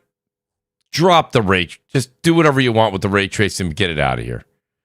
I bet you people would love to play GTA at 1440p 60 FPS locked and either do the select ray tracing or get it out of here. Just get it out. Give people the option. Give them an option with the ray tracing as well, but do that one. Like I think you want to sell PS5 Pros. You want to get people like Death Singer who are like staunch saying you have to prove to me to get a PS5. Make that move for that 1 year. That's how you do it. You're not going to get I don't think you're going to get PC gamers to come over and play 40 or 30 frames. It's not happening. No, it's not happening. Why? If you're gaming on let's say you're gaming on something that could do over 60, thing is, everything's so smooth. When you go back to 30, you feel the difference. You do. In the frame rate. You do. It feels sluggish. I mean, I play, slow. And the only reason I'm saying this as a console gamer. This is not me PC at all. I play performance mode on console on everything. Everything. I'm playing performance mode on Avowed. I play performance mode on every game I get my hands on. I'm playing performance mode. And it is what it is. Same thing, Stellar Blades. It doesn't matter. I'm playing performance. So I think if you want to make that move and make that transition and be successful on it, you're going to have to offer that 1440p. Maybe it'll even be, sub 1440p. I don't know. We'll see. We're not far off. I mean, I still believe it's a 2025 launch game, and I really don't like talking about the $100 thing anymore because I don't even like to give them any kind of idea that that's okay. I think there will be quite the backlash. I don't think they want that. I think they want this thing to come out and be glorious and to absolutely destroy sales. And like you said, Dessinger, they're going for number one, right? So if you want to go for number one, you'd want to have zero negative press. Zero. I need them to drop the release date just so all the other games could release their release dates. Agreed. I just want them to do it. Just Rockstar, please. For anything. Yeah. Just tomorrow, put out a YouTube video. You'll get 1 billion views with the release date, right? That's all you have to do. Absolutely. One video, you'll have 10 billion views. You'll be all over TikTok, Twitter, Twitch, Instagram, Facebook. Like, you'll dominate everything and just put the release date so everyone else can put their release dates and then I can plan out the rest of my year. Because currently, you look at the end of the year, nothing. Yeah, No well, release dates. the latest thing we've heard is Borderlands 4. It's September 23rd. That's the latest one I think we have confirmed. I think. Unless you guys want to prove me wrong. September would probably be, but no one wants to release in October or November until they figure out where GTA goes. They're like, come on. Well, yeah, in Call of Duty is the one that's facing the biggest Call of Duty. That's Call of Duty's usual window, so they're waiting as well. We're not going to hear. Well, you don't usually hear a Call of Duty release date until after May, anyways. Even if you go back to the traditional days of E3 and presentations done by Activision. Well, let me do this, guys. It's almost 3 hours here. Outstanding panel, outstanding chat. You guys are all fantastic. Please, guys, we still have 227 people here, which is great. Listen, news is not flying right now. Games are flying out. News is not flying out. So to have the crowd that we had, over 300 people, is fantastic. Please, everyone, before you leave, I know everyone's like, oh, Mooch is doing his outros. Hit that like button, guys. And don't forget, twitch.tv. It's Mooch TV over there. Same as X. Same as YouTube. Same here. Same over on Twitch. It's M00CHTV. I had 2 people follow me over on Twitch while we were live here doing this show. And I want to say thanks to those folks. I checked their names. Twitch names don't cross-reference all the time with YouTube. So nonetheless, I want to say thanks to those folks that did that. Please hit the like button on the way out, and I will do some great outros. The great Kofi. Kofi, again, I want to say a special thanks to you, Kofi. I reached out to you earlier today. You're like, hey, listen, I'll be there. And Kofi, I can't tell you that means the world to me. I've known you for a very long time. I respect you in the community. I respect your gaming habits and how you game and how you'll wait for the Japanese version to reach you on a physical copy, even though you'll want to play a game a lot of times. So just the things that you bring to the show that a lot of people don't get to experience and want to learn about. I want to say thanks for doing that. Kofi, let people know they can find you. And again, thanks for being here tonight. I appreciate that so much, man. Yeah, as usual, guys, you can catch me on X or Twitter, creative_Kofi, typically posting about JRPGs. The latest I'm playing right now is Visions of Mana, so a little bit of a backlog. But also, you can catch me on the Vitamin G podcast on Monday nights Eastern at 9 p.m. We typically have debates very similar to this cast, where each panel member represents one of the major gaming platforms, so Switch, PC, Xbox, and of course PlayStation. So yeah, I'll see you there. Well, great to have you again, Kofi. Looking forward to your return. The great Craig, you guys know him as the Pope of PlayStation. Shout out to Craig. Craig, listen, want to say thanks to you as well.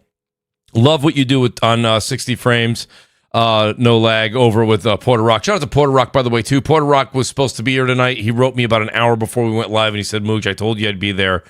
I just can't make it. He said something came up with work. And with the time zones, the good news is the great Porter Rock is going to be coming back to the East Coast, I believe, end of this year. So I'm looking forward to that. Yeah. But Craig, honestly, the work you guys do over there, you're hysterical to follow on X. So let people know where they can find you. And thanks for reaching out to me, man. I always appreciate that. And you always have a seat at the CrossFire, buddy. Thank you so much. Well, appreciate it, man. Yeah, I've been listening to you all for about a month now. I'm like, well, let me see if I can jump on there. Maybe some good topics. So I appreciate you having me on. Man, I'm on 60 frames, no lag, and that's toned down for me. My own podcast is a little more edgy. So if you all just want to come over, we talk about everything from gaming to movies to UAPs. So you can throw any topic out there. Also, Porter Rock, this shameless plug here. He is scheduled to have Reforged Gaming. That's right. His one-on-one I think tomorrow night. So if that happens, make sure you all tune in for that, because Reforged Gaming he's like kicking a hornet's nest, it seemed like, this week. But yes. But shout out to him for moving. I've always said moving the conversation forward. But shout out to the panel here and the chat. And made it through the whole show. Actually, Craig, I am very impressed, because we've had you on the show a bunch of times, and you say, Mooch, I can make it for a while, but you're like, once my dinner gets here, I got to get out of here. And I was going to say to you tonight, I was going to be like, Craig, please don't eat till after 9:30 tonight, please. I'm not. I'm good. I'm going to wait till tomorrow morning to eat. Well, great to have you, Craig, as always, man. You're always welcome. Please reach out anytime. The great Death Singer, as always, the unknown star of the show. Everybody loves Death Singer. I love Death Singer. Big fan. Singer, again, you killed it tonight. Let everybody know where they can find you, and outstanding show. Oh, chat absolutely loves me. The thing is, they still haven't picked up. They still haven't picked up. It's like 90% trolling, 10% me. That's true. I am like you. If you chat to me in the Discord, all of this doesn't exist. It does not. It's crazy that people still haven't figured it out. But shout out to you guys who have figured it out. But yeah, you can find me everywhere at Death Singer, playing games. Also, I will be playing the definitive edition of Stellar Blade this year. Shout out to them releasing it on PC. Right. Oh, I mean, people were complaining about stuff. I mean, the modding communities. Shout out to you guys. You're going to do the Lord's work. And that's all you need to know. They really are. That's going to be an interesting release. Trust me when I tell you. That might give GTA 6 a run for its money. That being said, guys, outstanding show. Just a couple quick shout outs that people had to leave earlier. Shout out to BRAP. Great to have BRAP back. It's at BRAP_podcast. He's going to go live Friday tomorrow. Shout out to the great J-Dub City. He couldn't make it tonight. He was helping some family out. Shout out to J-Dub. We'll get Jay on this, the show in a week or two when he's available again. Shout out to D-Batch. He's doing his thing. Go over and check out his tech reviews. It's at D_Batch. The great Detective Seeds. You guys know he had to leave a little bit early. It's at Detective Seeds. Go follow him on YouTube and X. And Gaming Forte, guys. Forte's out there at Gaming_Forte. Him and Slow-Mo are doing DPS right now. So if you're going to go over to DPS Podcast, go into the chat. Tell them Mooch sent you. And I hope they have a great show as well. That being said, guys, we'll see you next Thursday, 7 p.m. Eastern. Hey, the PC made it. Hit the like button on the way out. And, guys, don't forget, it's Crap's birthday week. So go over and say what's up to Crap over on X. That's _Crap Gamer. And also Crap Gamer Reviews on YouTube. Guys, you're all awesome. Appreciate everybody. Shout out to MASH, Impatient, JC2013, Mary Wilcox. So many great people. Chad Studd, I see everybody here. You guys are all fantastic. Neil Augusto, you guys are great. We'll do it next Thursday, 7 p.m. Eastern. Go play some games. We'll talk next week. Peace out. Good night.